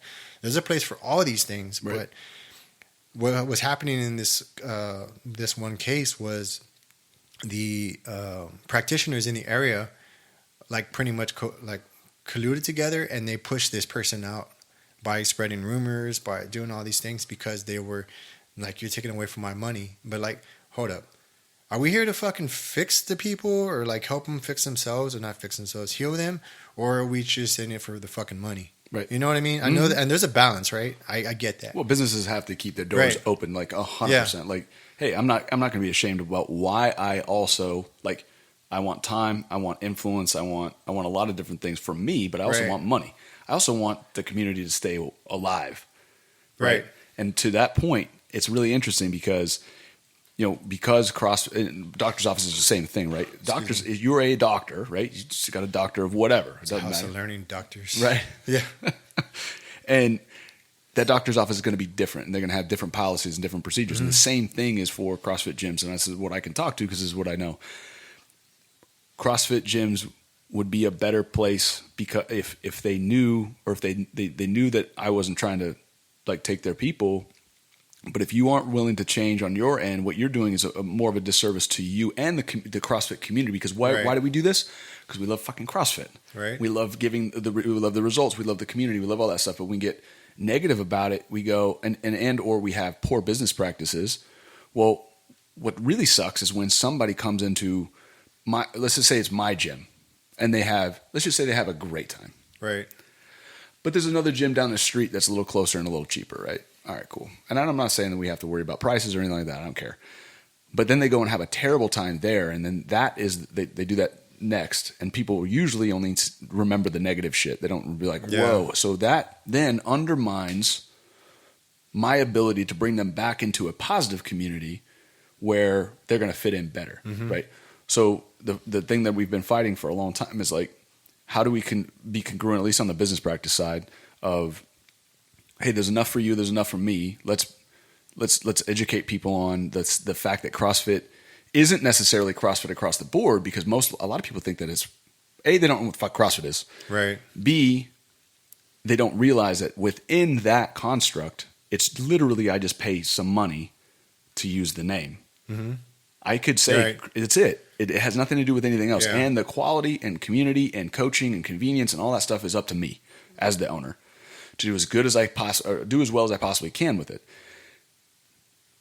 And just because you had a great experience doesn't mean you're going to have a great experience the next time. Just because you had a bad experience doesn't mean, and that's what really happens, is most people have or a lot of people will have bad experiences and then don't give CrossFit another shot, which is like Eastern Western medicine. Like maybe you have one really bad experience with a Western medicine doc and you only go to Eastern now. Right. It's like, whoa. Yeah. Hold on.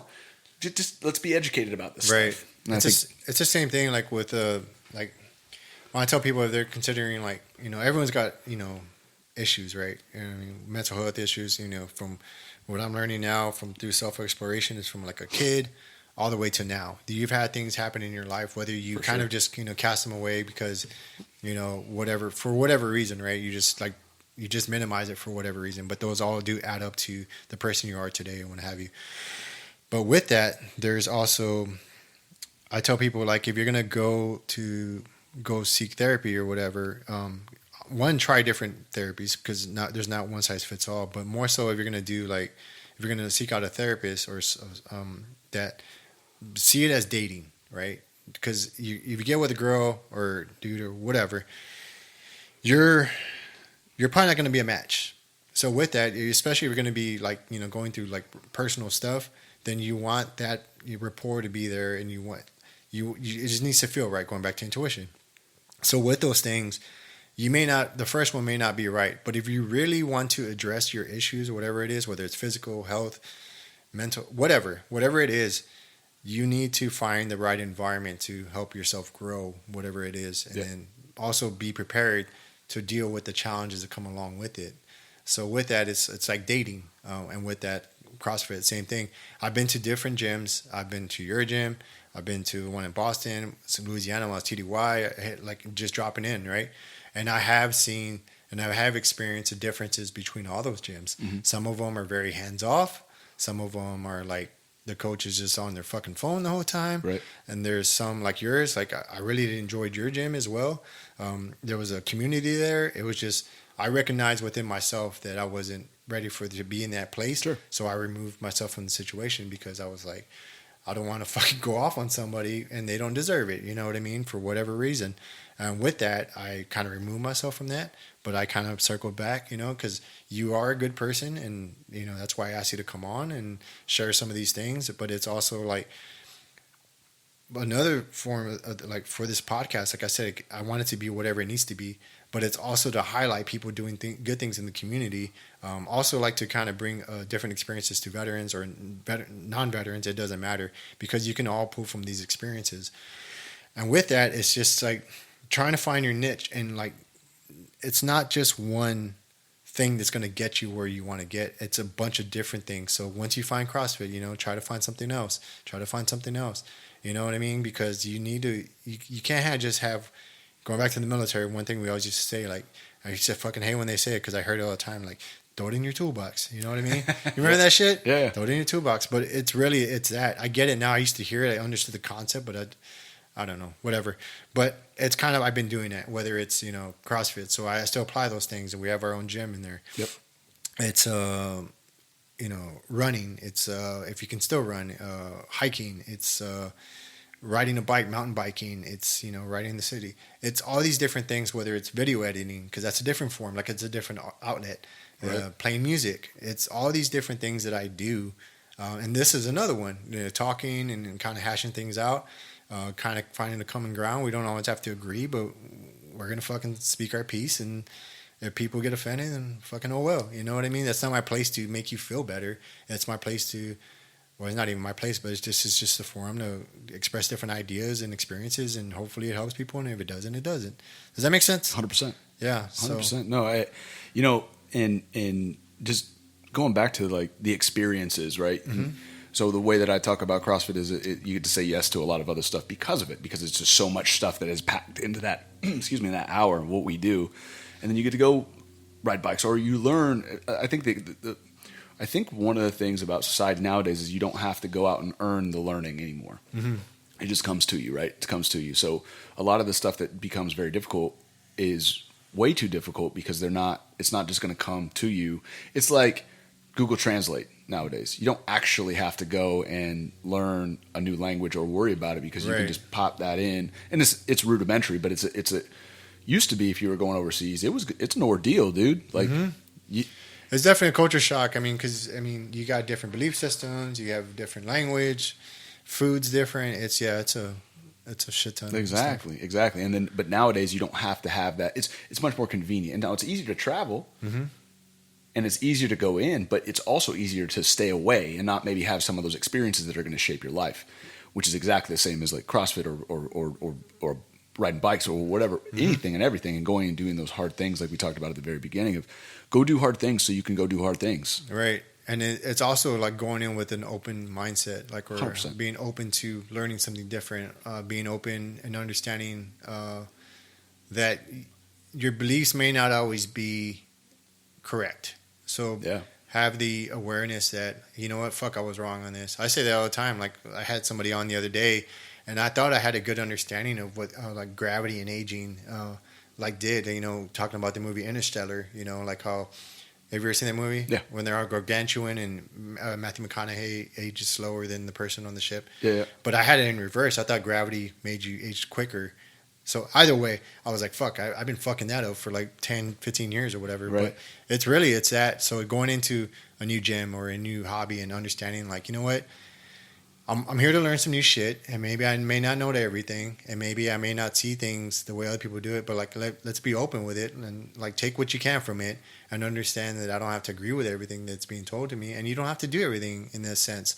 You know what I mean? Just do what you're comfortable with and challenge your views, and at the very least, at the end of the day, you'll come away with a different understanding of somebody else's perspective or experiences. I love it. Yeah, and something that stuck with me a long time ago was Tommy Boy.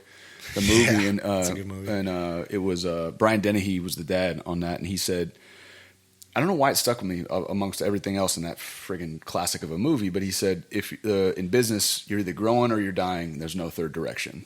Mm-hmm. And I think the same is for life. You're either growing or you're dying, because if you don't challenge your own beliefs and go out and try to do new things all the time, or at least, you know, you have your stuff that you like to do and get better at, but you're getting better at them. Right. That's a journey in and of itself. And if you don't pick that and you just sit there and you think the same things over and over and over, and you don't experience new shit, like you're actually dying. Yeah. And you're actually pulling a lot of people probably who are around you down with you. And ironically, a lot of those people, because you know, you get family, right? There's certain people you can pull out in your family. Sure. And you kind of see that, and from their mindset or their perspective, they think that they're playing it safe, you know, like they can live longer that way. But your body, the human body, is designed to be, you know, under struggle to grow. You know what I mean? Or whether that's mentally, physically, because we're not meant to just sit there and be behind computers or behind, you know, like the general 90% of the jobs, you know, the human body is not designed to do. And I'm probably pulling that figure out of my ass, but it's something like that. You know, it's a high, you know, to be. We're not supposed to be sedentary. Yeah, exactly. We're not supposed to be in an office on a computer. I think I made my point.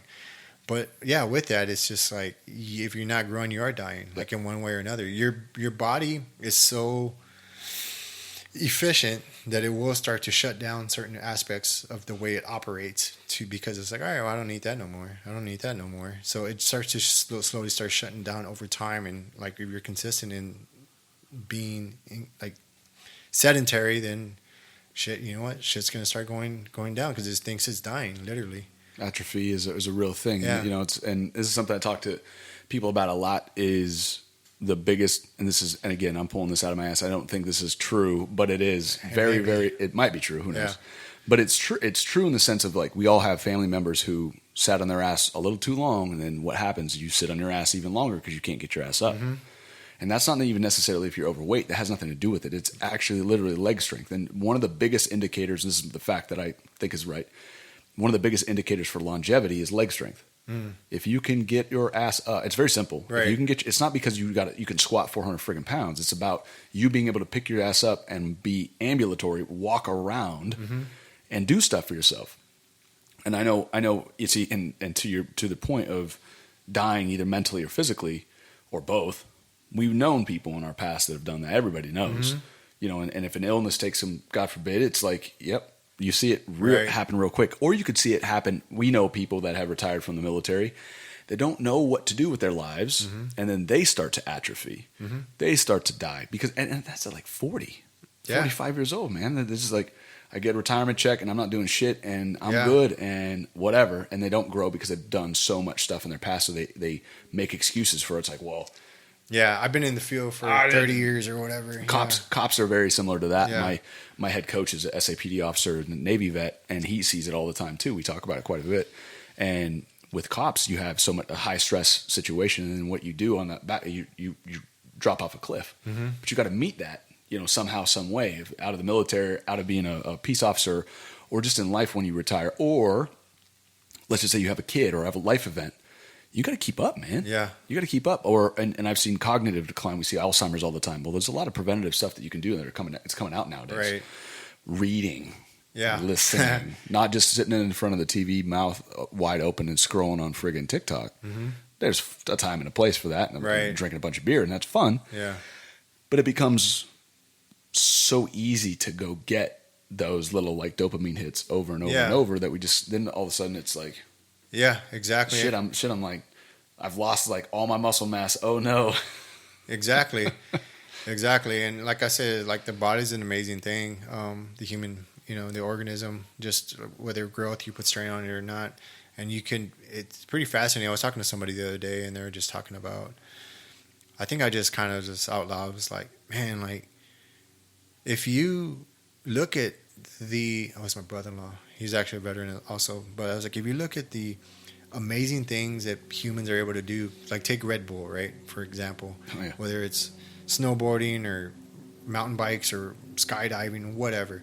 And then you could take like Circus du Soleil or whatever the fuck it's called, and you can see like the acrobatics that these people do. You see some of the MMA fighters and stuff that they become this, but it's so versatile, and we all have the same anatomy. You know what I mean? I'm not saying we all have the same athletic ability, and maybe that's something you could learn, whether it's going to be at the skill level as some of these people that have been doing it for years, but we all have the same anatomy, and we can actually accept the idea and understand it for ourselves that I'm able to do that. You know, I have the same muscle structure, I have the same, you know, arms and legs or what have you. And even with that, there's amputees and stuff that are, you know, excelling, you know, and putting a lot of people, like, I don't want to say able-bodied, but people that have all their limbs and not even doing like a quarter of the shit that like some of these amputees are doing, you know what I mean? Yep. But it's just like believing the idea that you are capable of doing that. And yeah, I mean, it's pretty fascinating. I like it, you know, and it goes back to what we talked about at the beginning of this is like, if you believe that being uncomfortable is the only way to grow, well, then you're going to do a lot of crazy stuff in your life. Mm-hmm. And you go, all right. And then at the end of it, you have all these lessons that you can sit there and go, well, when I lived over here and I lived in, Germany and I this and that, I almost got arrested. You make mistakes along the way. Right. And I think to your point of when people play it safe, air quotes, play it safe, they worry about making mistakes. And that goes back to hesitation. And what happens when you hesitate and you're like, I'm going to play it safe? It's like, we were talking about this before the even podcast.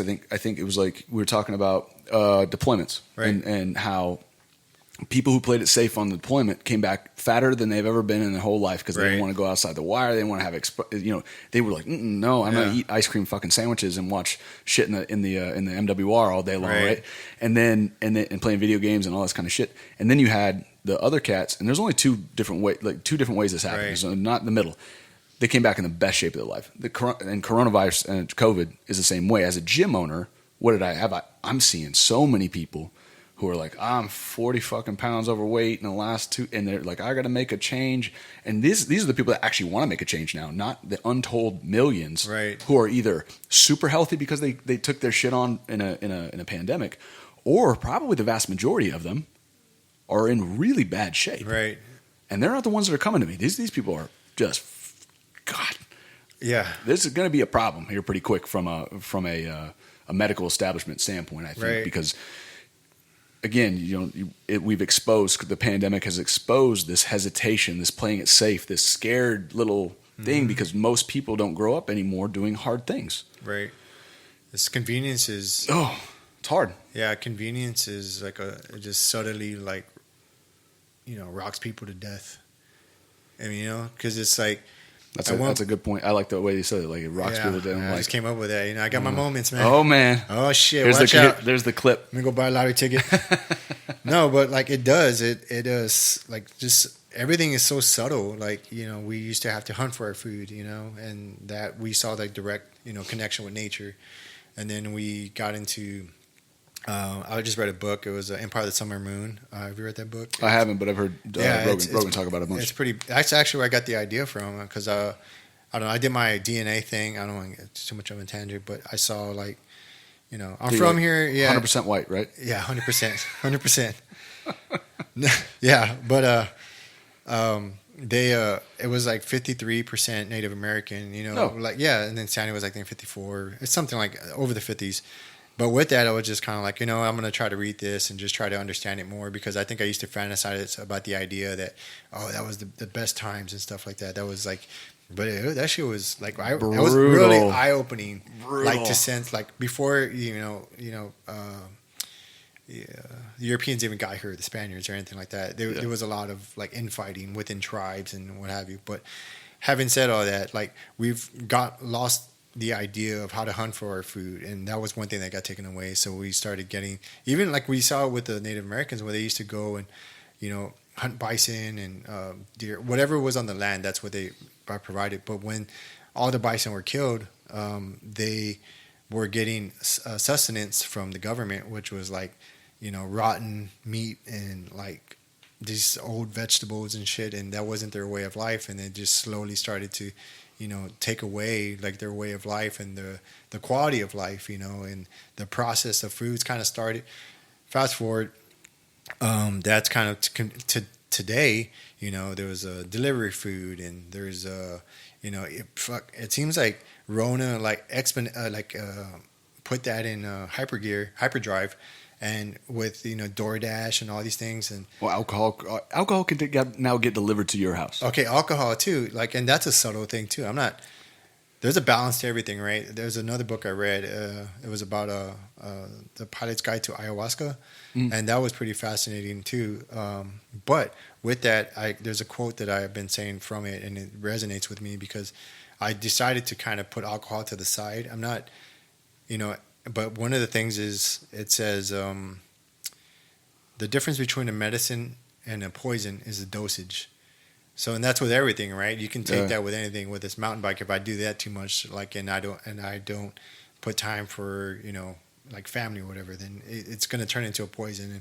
And same thing with alcohol. Same thing with anything you can apply it to. Whether it's CrossFit too much, like every day training, you need a rest. There's a balance to everything. But with that, the conveniences have kind of just slowly like took away our abilities and our understanding and our resilience to overcome these things, because even medicine too, like medicine, most where most medicines come from, where people forgot this or not, are from plants. You know, Right. that's why they go to the Amazon forest. They're always trying to find these things or these plants for different diseases, cancer, etc. But with that, yeah, so it's just we've lost the idea of what it is to be human, and with that comes a lot of other problems with it. Does that make sense? Totally. Technology is a great tool Until it's if not. you remember. Right. Until it's not. Yeah. Until it lulls you and it rocks you into a false sense of security, because you remember some people might not know this, but you remember like 2 years, no, it was pre-pandemic, but here in San Antonio in South Texas, there was a gas shortage for a minute. Mm-hmm. I was in Boston, but I remember that. So there was a gas shortage for just a minute here, and you would have thought it was fucking World War IX, and people were freaking out, even though it was one person said one thing, and and there was a little bit of a shortage in some like places on I-10 like didn't have some shit, and I'm sure it was a little bit worse than what I'm saying, but you could just tell that people had never been through anything hard before. And you go, okay, well, let's stop for a second. Let's not stand in line for 4 hours and be idiots. Yeah. And just go, all right, let's just chill. Let's limit our gas consumption. Maybe make a solution out of this and call my boss and go, hey, can I work from home for a little while this inevitably goes away, versus let's go buy a tub or a little kiddie tub or pool at Walmart and then go fill it up with gas anytime that we see gas shit. And it's just like the thin veneer that society has, like holding itself together. The cracks are huge, man. They can be huge really, really fast. And if we don't have resilience, like you said, and we don't remember what it is to be human, which is movement and learning and adapting to our environment at all times, oh boy, yeah. It could be bad really quick. And it only takes one little thing, little thing down here that one person makes a decision on, and the ripple effect of in when I was in supply chain, the bullwhip effect is really what it is. So one person down here makes one decision, or in the military, it's probably the same thing, and they don't realize that it goes ooh, way down here, down the line. It's crazy. It's crazy. Yeah, and so you reminded me of one thing. I was talking to one of the contractors I used to work with, and he was talking about traffic. So it's the same thing. It's just a different scenario where one person stops at the front and you can't see over the hill, but it's just crazy a chain reaction where people are slowing down, and then you have like an hour pile up. It's just because one person decided to slow down. There's so many people on the road.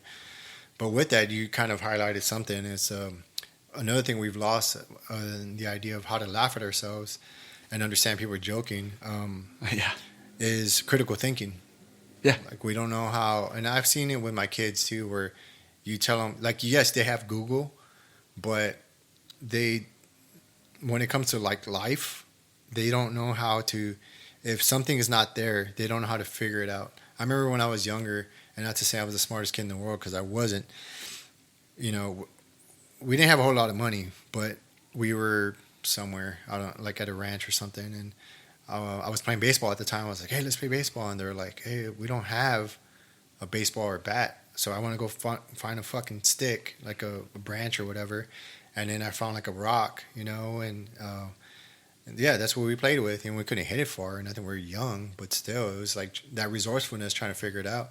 Probably wasn't the smartest. Like I said, you get hit in the fucking head with a rock, but baseball is not too much softer. But that's my point, is like, not being able to critically think your way out of a situation. And I'm guilty of it too. There's some times where I will be like, I just have a brain fart, and Tanya's like, you serious? You just do this. I'm like, oh my God, yeah, you're right. You know what I mean? But Sure.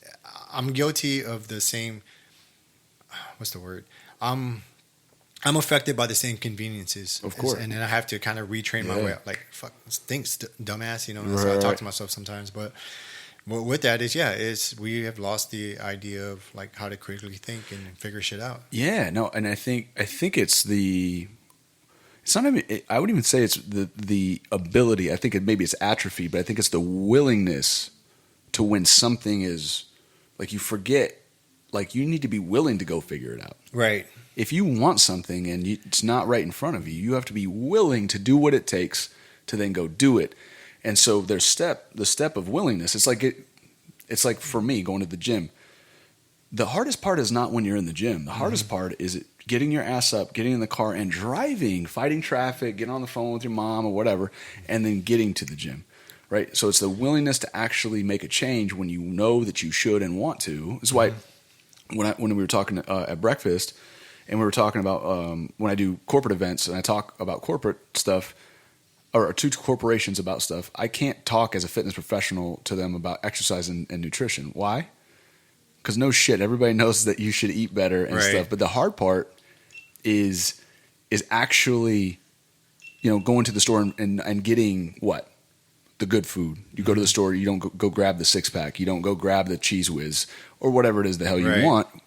You go against that, and you have to have the willingness to go. Everybody knows that shit. So what do I talk about? I got to put people on talk about sleep and waking up right and other shit, just so they get some authority they understand that I'm not just going to sit there and badger them about eating, because that CrossFit would be good for you in moderation, like we were talking about, but like, are you willing to go do it? And then if you're not, well, then that becomes the atrophied muscle that is critical thinking, because it's like, well, it's just easier to eat Little Debbie snack cakes. Yeah.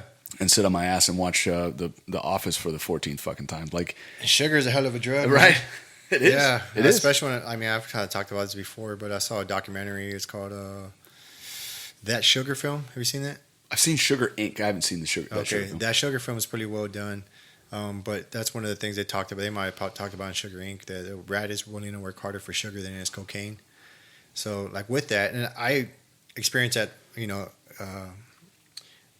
giving shout out to CrossFit as well. It made me, and Sandy as well, but like it made me aware of Whole30. So when I actually really did that, like legit, like before I did it like 2 weeks and then I'd fucking bounce out of it. But when I actually did it the whole time and then I reintegrated sugar back into my diet, it started making me sneeze. It's not something I expected. I guess interesting. So now anytime I have like sugar, whether it's in sucralose or any of the forms that it comes in, I think even in the natural forms, it does make me sneeze. But in high dosages, like in sodas or something like that, I start sneezing.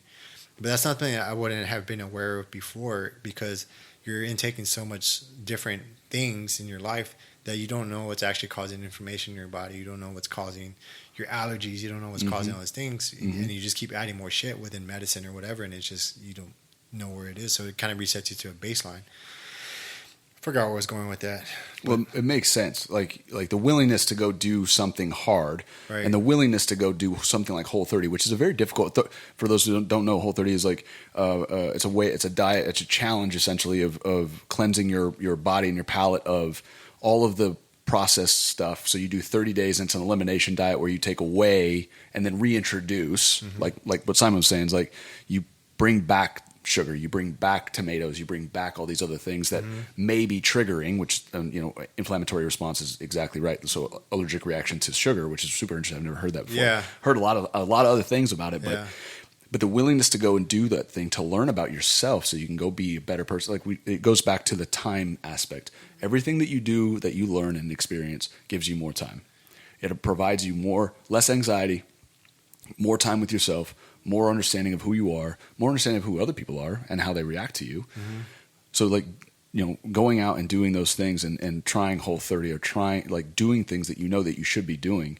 And it could just be delayed gratification. I've been fucking around with that for quite some time, of delayed caffeine in the morning, 60 to 90 minutes instead of right when you wake up. So, or it could be sex. Fasting, it could be fasting. It could be a lot of different things. Or beer. It's like 1 more hour before I have my beer. Cool. Right. It's 9 a.m. I probably should wait till at least 10 a.m. to have my first beer. Sure. Right. Yeah. It could be anything, right? And doing those small things.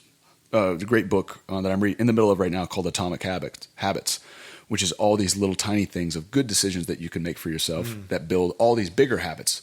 So often people, like we talked about at the very beginning, was up like a rocket, down like a rock. Everybody wants to change everything all at the same time to get the results now.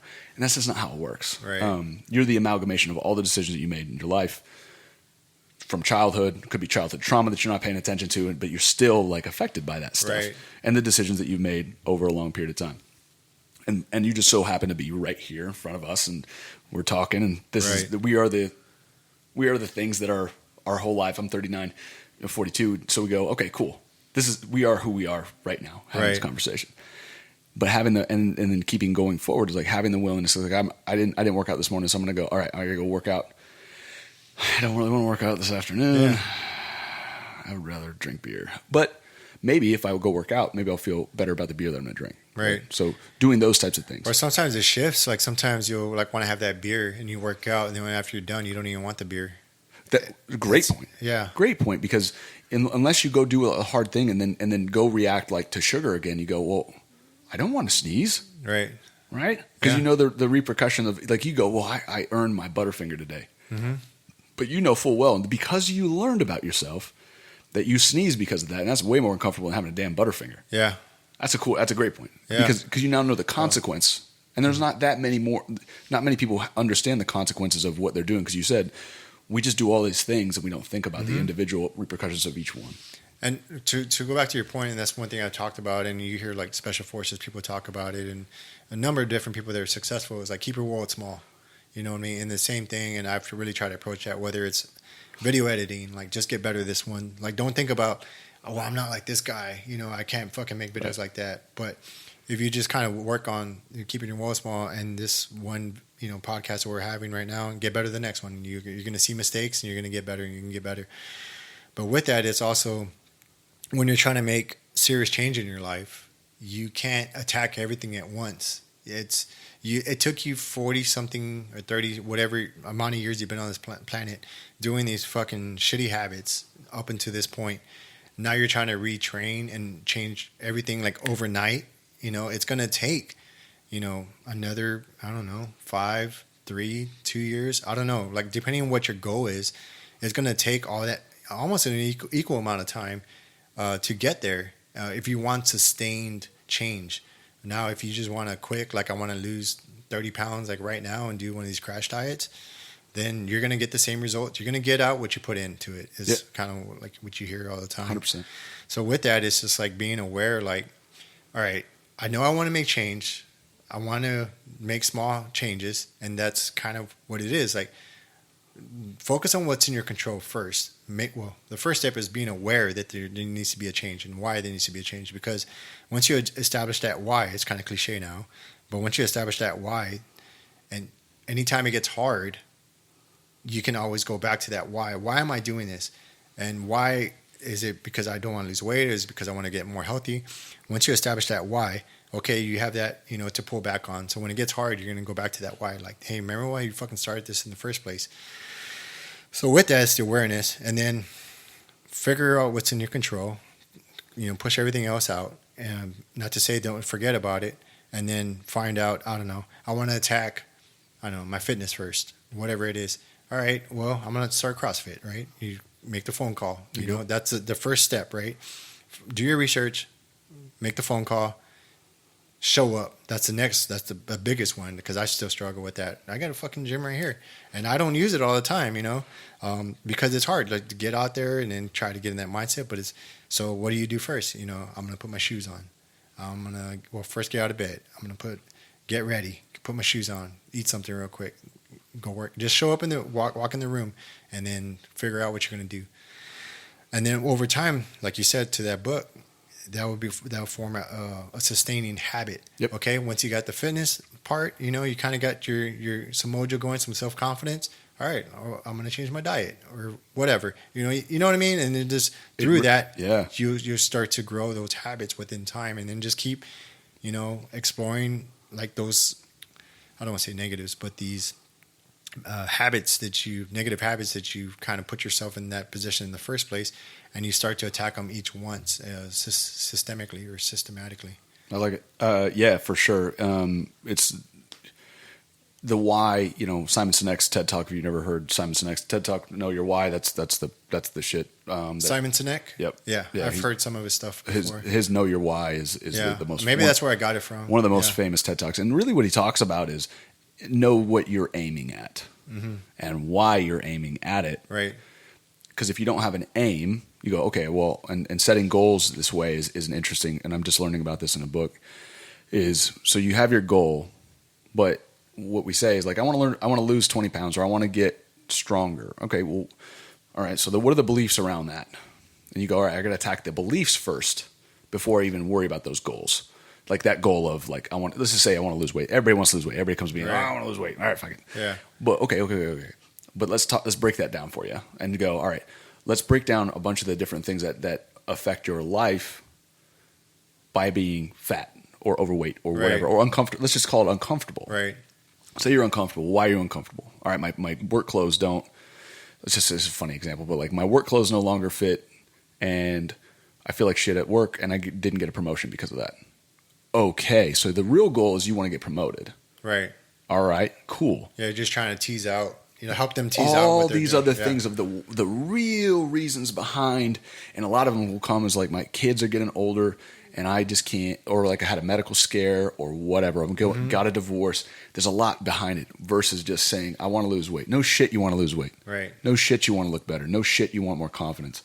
I always say no shit, and people, some people don't like that, but it's like, look. Yeah, if you're gonna allow like a word to, if you're allowed one word to like lose the message with one word, then maybe you're not in the place to. Exactly, and this way you got to, and again, you got to have nuance in life to understand the what. It's not because you saw, Matt Frazier on win the CrossFit Games 5 times. That's not why you want to do CrossFit. I want to be Matt Frazier. Like, the people are coming in. Yeah, go ahead. I want to go to the games. And it's like, but why do you, what is that? Yeah. What would that mean for your life? And if we can kind of dissect that, and you can actually, not we, but if you can dissect that for your life, then you can start to see where there are faults in the foundation of what's up. And maybe it's from your childhood. Maybe your uncle made fun of you when you took your shirt off at a family reunion, and you held on to that forever. Whereas like you were a chubby kid or whatever, and nobody told you that except for your uncle, who's a piece of shit and shouldn't have said that. Right. And then you go, who's fat himself? Right, exactly. Yeah. Right, and you're like, fuck you. But when you were 8 years old, you were super, or you got made fun of, or maybe whatever. Yeah. And you got to go back, and you got like you talked about like childhood trauma, and you got to go back to go forward. You can't just go and leap into the pond and think that you're going to swim right away. That you have to make those little habits, because if you don't go and make those habits, you're never going to go backwards and look introspectively at what happened to you and how you reacted. Right. Because 90% of the things, I think this is right, but 90% of the things in our head are the same things over and over and over and over and over and over and over and over and over and over, and most of those are negative. Right. The 10% that we have new thoughts of, like, cool, that's great, but if we can reduce that maybe by 1% every day, and like now it's only 89% of the same things over and over and over, of like. And you get over your uncle doing that. What does that do? It's not. But CrossFit or a pill or other things are not going to necessarily. It's a Band-Aid, right? Unless you're doing it for the right reasons, right? Does that make sense? No, it makes perfect sense, and it's also like. So I mean, it's tough to go back and challenge some of these belief systems that we have, and like to go back to your childhood. I'm not saying start there. If you want to start there, then go ahead. Good luck. But it's exactly. It's fucking. It can be scary in there, especially if you like repressed and. Did all these things to not think about for some people. I'm not saying it's easy. It's not easy work. But just like CrossFit or anything else that's new, there's a lot of fear with it because you don't know what's going to happen. You know how you're going to react. You don't know who you're going to be afterwards. But at the same time, it's necessary because you came to that understanding that there needs to be a change in order for you to get where you want to go, whether it's that promotion or whether it's, I don't know, losing weight or what have you. Right. But it's a continuous process. It's never ending, and I don't mean to put like a negative spin on it, but it is. If it was easy, everyone would do it. They call it work, not fun. Yeah. Right. It's not like it's true. You know what I mean? It's like it's called work. Yeah. It's not supposed to be fun. Yeah, it's not. But the benefits of that, like let's just say, like, is the quality of life you're gaining from it. Right. I think a lot of people focus on. I think a lot of people, but it's really me. Like in the sense of, I used to focus on, like when I put drinking to the side, right? I was just like, that was part of my identity when I was part of my culture when I grew up. Not talking shit about like, the way I grew up when you're rubbing your nipple in front of me. I was just thinking about you. I appreciate it. Yeah, been staring at you for. Yeah, you've been playing footsies down here. No, but like, so like you, shit, I forgot where I was going with this. Oh, you got excited. I did get a little excited. You're talking about putting drinking to the side. Yeah, so when I put drinking to the side, there was a lot of fear that came around that because that was part of my culture. It's fucking definitely part of the military, that's just what it is. That's what people bond over. For real. And don't get me wrong, I've had a lot of good times drinking. I became an asshole quite a few times. Probably did shit I regret, some of those times. And maybe I should have put it down like a while back. However, going forward, like when I finally had the awareness to like, you know what, I need to put this down. It's kind of like Whole30, right? You're like, I'm going to reset my baseline, figure out what the fuck's going on, and then I can move forward. If I want to throw drinking back in later, then I'm going to do that. So with that, when I, when I got out of the military, every opportunity that I had since putting down drinking, there was a fear that around it, like, hey, I'm going to go around my old CrossFit buddies. They're used to me drinking. I'm a certain person when I'm drinking. I feel like I'm funnier when I'm drinking. Maybe I'm not. Maybe I'm slurring. I'm not really sure. But either way, like, I felt like, can I be the same person without it? Because I used to use it to be in social settings, to kind of take the edge off or whatever. So I used it for a lot of different reasons. It's probably like not the right way to do it, but that's what I did. And with that, it also came with the challenge of, well, am I going to be the same person? Am I going to... so there was a lot of apprehension around it in each setting I did, but each setting, I kind of going back to keeping your world small, that's where I kind of started to learn that. Like, hey, don't focus on the entirety of it. Like, let's just focus on this first time. Like, there was like family, pretty much family, in Boston that we went to their house, and they were used to, engaging in alcohol and whatever. And I was too, and I would have a good time and make them laugh or vice versa. So that was like when I first went into that environment again, they offered me a beer like right away. And I was just like, I'm good, man. And I didn't want to have to go into the whole reason why I quit drinking, but it was just like, what? But it was just like taking each individual opportunity when somebody asked me to say no. And then that kind of gave me more confidence as I did it that one evening. And then, there was another hurdle when I came back home. That was like, it pretty much revolves around my family. I'm not saying they're alcoholics, but it's just like, that's just part of the culture. Sure. So when I came home, I'm like, am I going to be able to say no? You know what I mean? But each opportunity I grew in strength, and within that, I started to learn more about myself in the sense of like, I'm more than that. It's just the same thing with the military. When you exit the military, people that have been in for a long time, they identify with that's their identity. And when they get out, it's tough for them to transition to something else. And that's why a lot of them go back to contracting. That's when a lot of them find their way somewhere in the system to... Even though it's not a beneficial situation. Exactly, but it's easier. And I mean, not to say, not for nothing, but the money's good oftentimes for a lot of people. So I get that aspect as well. But a lot of times they end up kind of, eating a lot of the stuff, whatever it is, to stay busy and kind of stay making that money or what have you. But with that is also, it's just becoming awareness of like there needs to be a change in that. Does that make sense? Yeah, I mean, so yeah, you had an aim, right? And then every single day you had a challenge. You didn't just go, well, I'm going to be sober for a year. Right. People who do that, that doesn't work that well. Right. Like, you don't give yourself any room for a break. Right. Right. So I was talking to somebody over the weekend about something very similar. It's not alcohol, but more like it was her schedule. Let's talk about her. Like, it was something different, but it was her schedule. And she had this whole thing lined out the whole week. But she was like, I can't. My whole life is like topsy turvy, and we're having problems. And I was like, okay.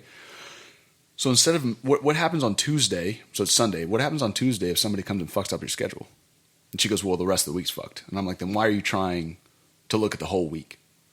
Because somebody can, or you can, or life will. Exactly. Yeah. And so if you have everything lined out to a T, and if the first fucking so the first fucking thing that goes wrong, it fucks the whole thing up. Well, what's the point then? Mm-hmm. So what if we just tried, and I'm kind of obsessed with this now, and it goes to like the alcohol thing. It's like, I know these things are going to come up every single day, just like waking up. So every day we're going to wake up. I mean, unless we don't, but every day we're going to wake up. That's different problems. Yeah. That's a final solution. So every day we're going to wake up, and there's a guy named Dr. Andrew Huberman. He's been on Rogan before. Yeah, I listen to him too.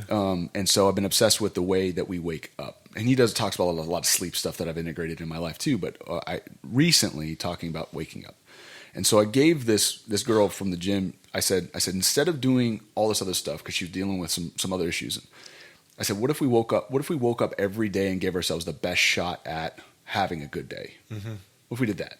I think I just listened to that one too. Go ahead. Where he talked about forward ambulation. So he talks about, and it's fancy talk for getting up, getting sunlight, and then walking forward. So you have stimulus that comes past your head and your eyes, and everything just calms your amygdala down. So the fear center of your brain, where you get, and a lot of people wake up with anxiety. We wake up with anxiety and stress when we look at our phones right away too.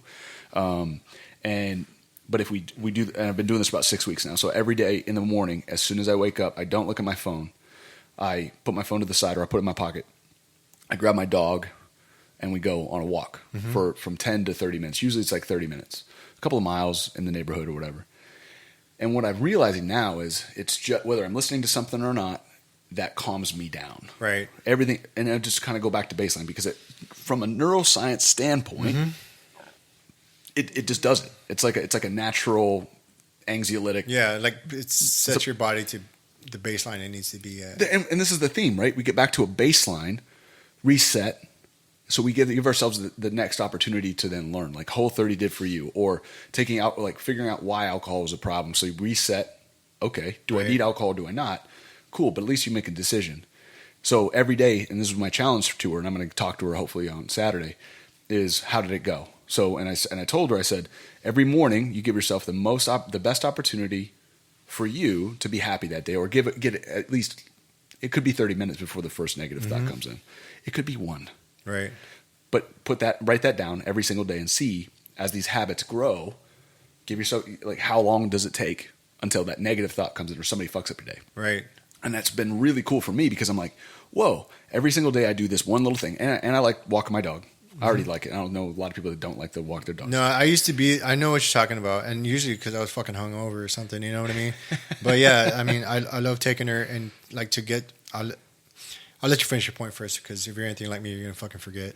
Oh no, it's just been. I think it's analogous to like what we're saying, but like if you can start or end your day with a reset, if you can get to a point in your life where you know how to reset. And Whole30 is a great one. CrossFit, waking up and going to CrossFit is a great one. You're good. It's this GoPro. Oh, got it. Yeah, you're good. I was like, oh no, there's a bomb. Yeah. But if you can give yourself that opportunity to then move forward with your day or your life from a reset standpoint, from a basal foundation of knowing who you are, well, you're going to win. Or you're at least you're going to give yourself the opportunity to win, because if you let all these other externals fuck you up right as soon as you wake up, well, good luck. Right. Good luck. You're going to be thinking about a year from now or 2 years from now and why you're not there now, which makes no sense. Right. Because all you can affect is right now and what you can learn within. Right. It's the here and now. The 5 inches in front of your face is all that's guaranteed. Yeah, and I've talked about that too, the forward movement with Andrew Huberman. Oh, it's like, it's a game changer. Super game changer. And then like also factoring in like, so I mean, like I said, like I a lot of these ideas are not my original ideas. Some of them are, but a lot of them is listen to smarter people. Andrew Huberman's one of them. Some of Joe Rogan's podcasts, and sometimes his perspectives as well. But of course, we all have our own thoughts, our own experiences. But with that, like mountain biking, that's one of the things. And plus the greenery, you know, like I don't know if you've ever read or heard of that study where they took patients that were recovering from the same surgery, and then they put some by a window with the trees and green. And then some just in a regular hospital room with no windows. The people like with the greenery and trees healed quicker than the other people that were not. So if you take that concept and then you apply it to mountain biking, let's say, or even trail walks or anything like that, taking your dog on a walk on the trails, that forward movement or forward movement with the eyes. I don't remember what the terminology was for that. Maybe you said that, along with the greenery of nature and the smells and kind of you're grounded, like literally, because you're walking or riding, and two, like just being in nature is healing. And I think that's like one way to reset, especially if your life just circles around technology, being indoors and all these things, and plus you're getting sunlight, vitamin D. There's all these benefits to that. But with that, yeah, you're right. There is something with that, like you're starting the day. I try to do that. Granted, I've kind of been falling off lately. Sometimes I grab my phone right away, and I'm trying to get back to that. But I'll walk outside in the backyard barefoot in the grass, and it's just that grounding, literally. It's just that sensation. One of the things they taught us in some of the programs I went through was mindfulness, right? Of course, first time hearing these terms, get the fuck out of here. You know what I mean? Hippie. Yeah, you fucking hippies, fucking tree huggers. But no, with that, there is like they did one thing. They gave us a graham cracker or something, right? And I think they did it specifically because we were all military, but we just used to fucking chowing down, right? And we don't really taste our food, and that just becomes a habit. Yeah. But with that, they had us get a graham cracker or a chip or whatever, and then they had us describe everything, with that. So there's all these different aspects that you can apply to your life, and it's mindfulness. So whether it's waking up in the morning, going outside, getting that vitamin D, that forward movement, the small, like you're kind of getting your. It's like when you're starting up a machine, right, or a car. You turn it on, it starts to warm up, all the oil gets in the engine before you take off. That walk for you is doing the same thing in my mind, is that you're kind of getting all the blood moving in your body, the joints and everything, and then you're kind of ready to start the day. Same thing with going back to, what was I talking about? Walking, or being outside, or Yeah, so being outside is the same thing. I think the bottom line is that the common thread we're trying to pull from this is trying to find whatever it is to start your day, like start with that fresh baseline, Yep. and then end it at night as well, whether that's walking your dog as well or being outside or something like that, just to kind of like putting your phone down an hour before you go to sleep. Like one of the things that we started, because I had a lot of trouble with sleep, I'm pretty sure most of us do, was one of the first things that we took out of our life in the sense of technology was taking the TV out of the bedroom. Yep. Because in my mind, when I was growing up, I thought that's the only way I could sleep was with the TV on, which is stupid when in hindsight. But that's what I believed, and I didn't realize how badly it was affecting my sleep. Then finding like a Himalayan salt lamp, again hippie shit, but it was I would turn that on before I went to bed. Because I didn't have a bright light, it was just something subtle. So your body starts to learn that it's time for bed. You're conditioning yourself to like, hey, it's time for bed. So doing all these practices, taking a hot bath, and it's all these collective things that we're kind of implementing back in our lives too. It's like called like sleep hygiene, aromatherapy. Yeah. I did that shit too.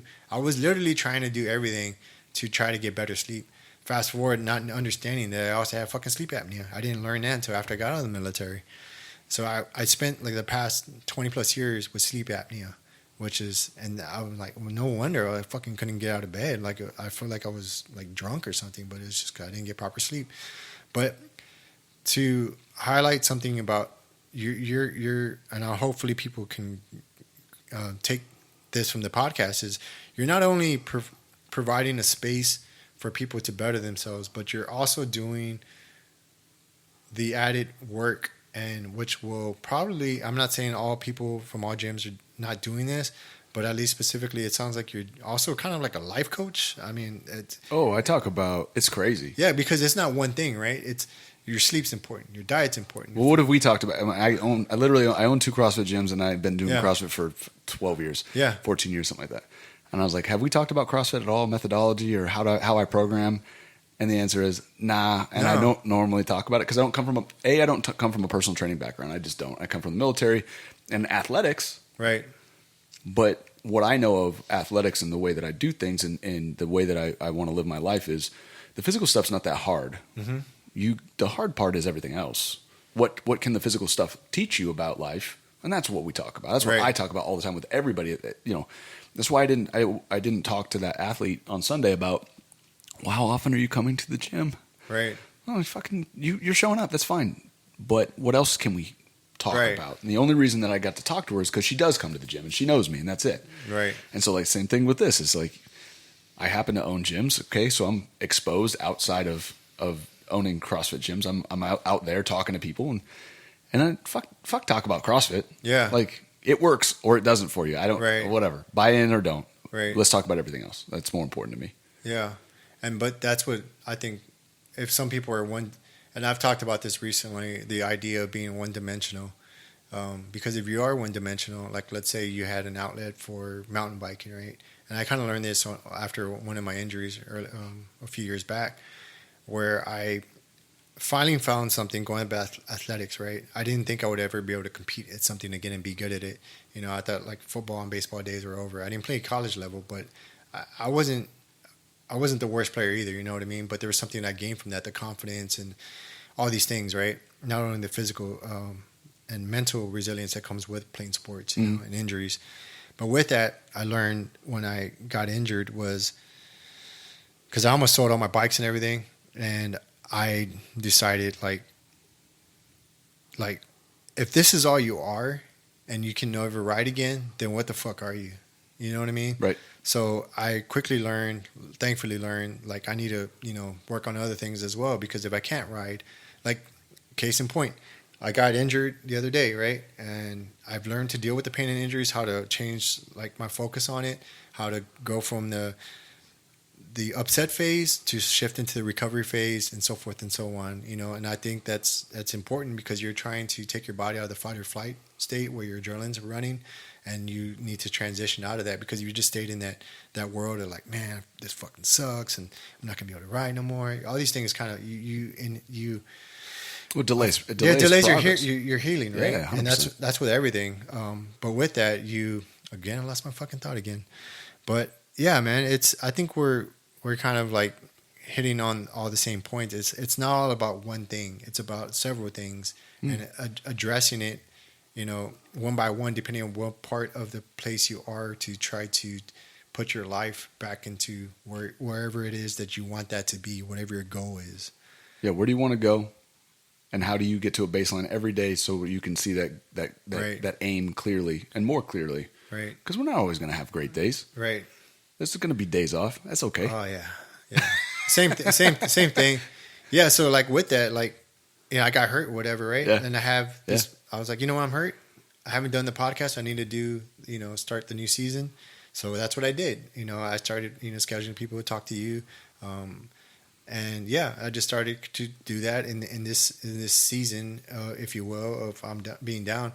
Yeah, but still moving forward, but just in a different way. I can't ride right now, but you know, I'm gonna find another way, being adaptable into things that bring me joy, or whatever way that is. Yeah, but you have to know what brings you joy. You have to know what your aim is and what you want to go, and like have different ones that are. The only way you're gonna fucking learn that is by trying different things, taking yourself out of your comfort zone. 100%. Yeah, because if there's a hashtag now, and I use it sometimes, but like seek discomfort, right? Yeah. And I use that sometimes, but it's true. Like, you never know what you're capable of if you never try anything. Yeah, you're never gonna learn shit if you don't do that. Nope. Play it safe, kids. Yeah, play it safe. Yeah. Stay at home. And you're never gonna learn anything if you don't ask questions. You know, it's okay not to know things. It's okay to fuck up. It's okay to make mistakes. Just learn from them and keep moving forward. Yeah, I think one of the other things, you know, pain is something that you should go through, because it keeps you understanding who you are, where you're at, and what you did, and the consequences for doing hard shit. Yep. And embrace the pain, except for, you know, if you don't embrace the pain, if you don't embrace actual physical, like literally physical and mental pain, right? You're never going to remember where it came from. You're never going to know why it happened. Mm-hmm. And I think one of them is like the mental pain, right? Mental anguish is a lot what people deal with. But I think what happens is they avoid so much of that mental pain is they forget that physical pain is something we need. Yeah, I just talked about that recently too. Was the idea so being that I was on pharmaceuticals for a while, like to regulate me in whatever way that was. I mean, that's a whole fucking different podcast. But with that, I kind of learned once I made the decision to get off of them, and I really started to dive deep into other forms of medicine, such as like CBD, such as, you know, just cannabis in general. You know, of course, going back to the idea that the only difference between a medicine and a poison is a dosage, and keeping that balance, right? And that goes with everything. But with understanding that is to, damn it, man, I keep losing my damn train of thought.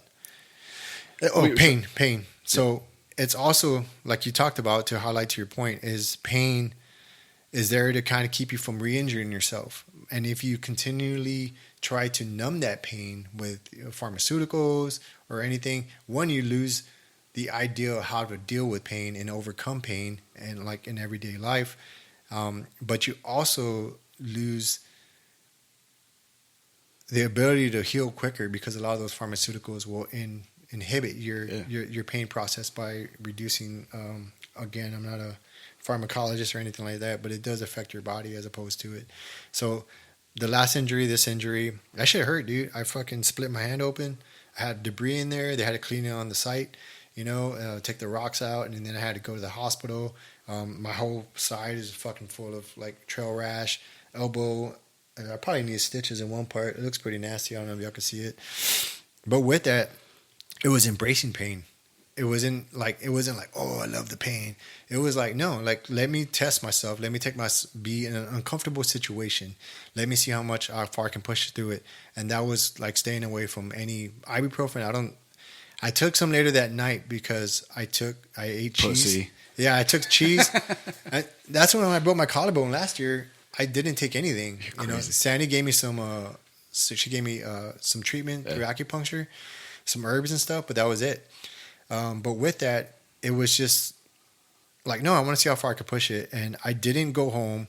I continued to go out, on the trail and was with them when filming. It was like, keep pushing those boundaries within reason. I wasn't fucking running or nothing, but I was like pushing through. And that shifting my mindset, like kind of what we talked about, you posted something on Facebook about your PR and your age. So with that, it's like, it's true. Like shifting your mindset around something and accepting it for what it is, and then allowing your body and your mind to shift into recovery. But also with that that brings, and then forcing through, like, hey, this is an opportunity. There was some other veterans there. Terra Armor, shout out to them. They were putting on a new product line, badass shirts. I don't know, they're real comfortable. But we were riding for them, and we had just met them. I could have stayed in the room, fucking licking my wounds and stuff. But like, no, I want to go out, and I want to kind of just hang out and stuff. I'm going to be in pain either at home or here. So I might as well fucking enjoy what I can. Choose your pain. Choose your pain, where to go, within reason, Yeah. Don't be stupid about it. But at the same time, that opened opportunities and doors in a different way. And I got to establish a rapport with David Reed, who they have a podcast, Medevac Podcast. Shout out to them. But that opened up doors where I got invited to the podcast that just got released today. Cool. Which was strange, to kind of be on the other side of it, and it's cool. And vice versa. But it was like sharing those resources and ideas, which would have never happened if I would have been like stuck in my own pain and like fucking pissed off at the world because I made the mistake of crashing. I made the mistake of not having a plan prior to like where to stop. There was a bunch of stupid mistakes. Not wearing elbow pads, another stupid mistake. But with that kind of, later on that night, we went on a boat ride in Burnett, Texas. It's really nice on Lake. I forgot the name of the lake. But yeah, man, it turned out to a good night. I was in pain on the way home. But yeah, I mean, if I would have just kind of been stuck and fucking feeling sorry for myself all day, they probably wouldn't want to be around me. Who wants to be around somebody that's negative all the fucking time? You know what I mean? And they had just met me. But yeah, it's strange once you kind of accept your situation and decide to make a change for the positive. Even bad situations, there's something positive that can be taken. I'm not saying to not appreciate what's going on and not deal with whatever trauma is going on or whatever the situation is. But within that, there's a lot of good. So like when there's a death that happens, right? I'm not saying it's easier said than done, but when a lot of people, like you said earlier, we focus on the negative, which is very true. But if we can focus also on like all the good that comes from it, people like, showing up, showing support, people bringing food or like trying to help in their ways and appreciate that along with the bad, it balances it out. You know what I mean? And then if you're able to kind of I don't want to say withdraw from the pain and not deal with it, but you're able to kind of be there in the moment with them, they can help you bring out of it if you're just willing to listen and be there for them. Or and vice versa. It doesn't always have to be a death, but you know what I mean? Sure. It's taking the good out of the situation that you can. Well, seeing both sides of the coin, right? Yeah. Like there's certainly negative stuff, but there's also positive stuff, and there's a whole bunch of shit in the middle. Yeah, exactly. And if you can't be it's very difficult to be objective about all that stuff. And if you can be objective about it versus subjective, and you're only going to look at the bullshit and how it affects you in a negative way, because that's what happens. And that's what we talked about earlier, is breeds this really shallow, one-dimensional, narcissistic thing of like, well, woe is me.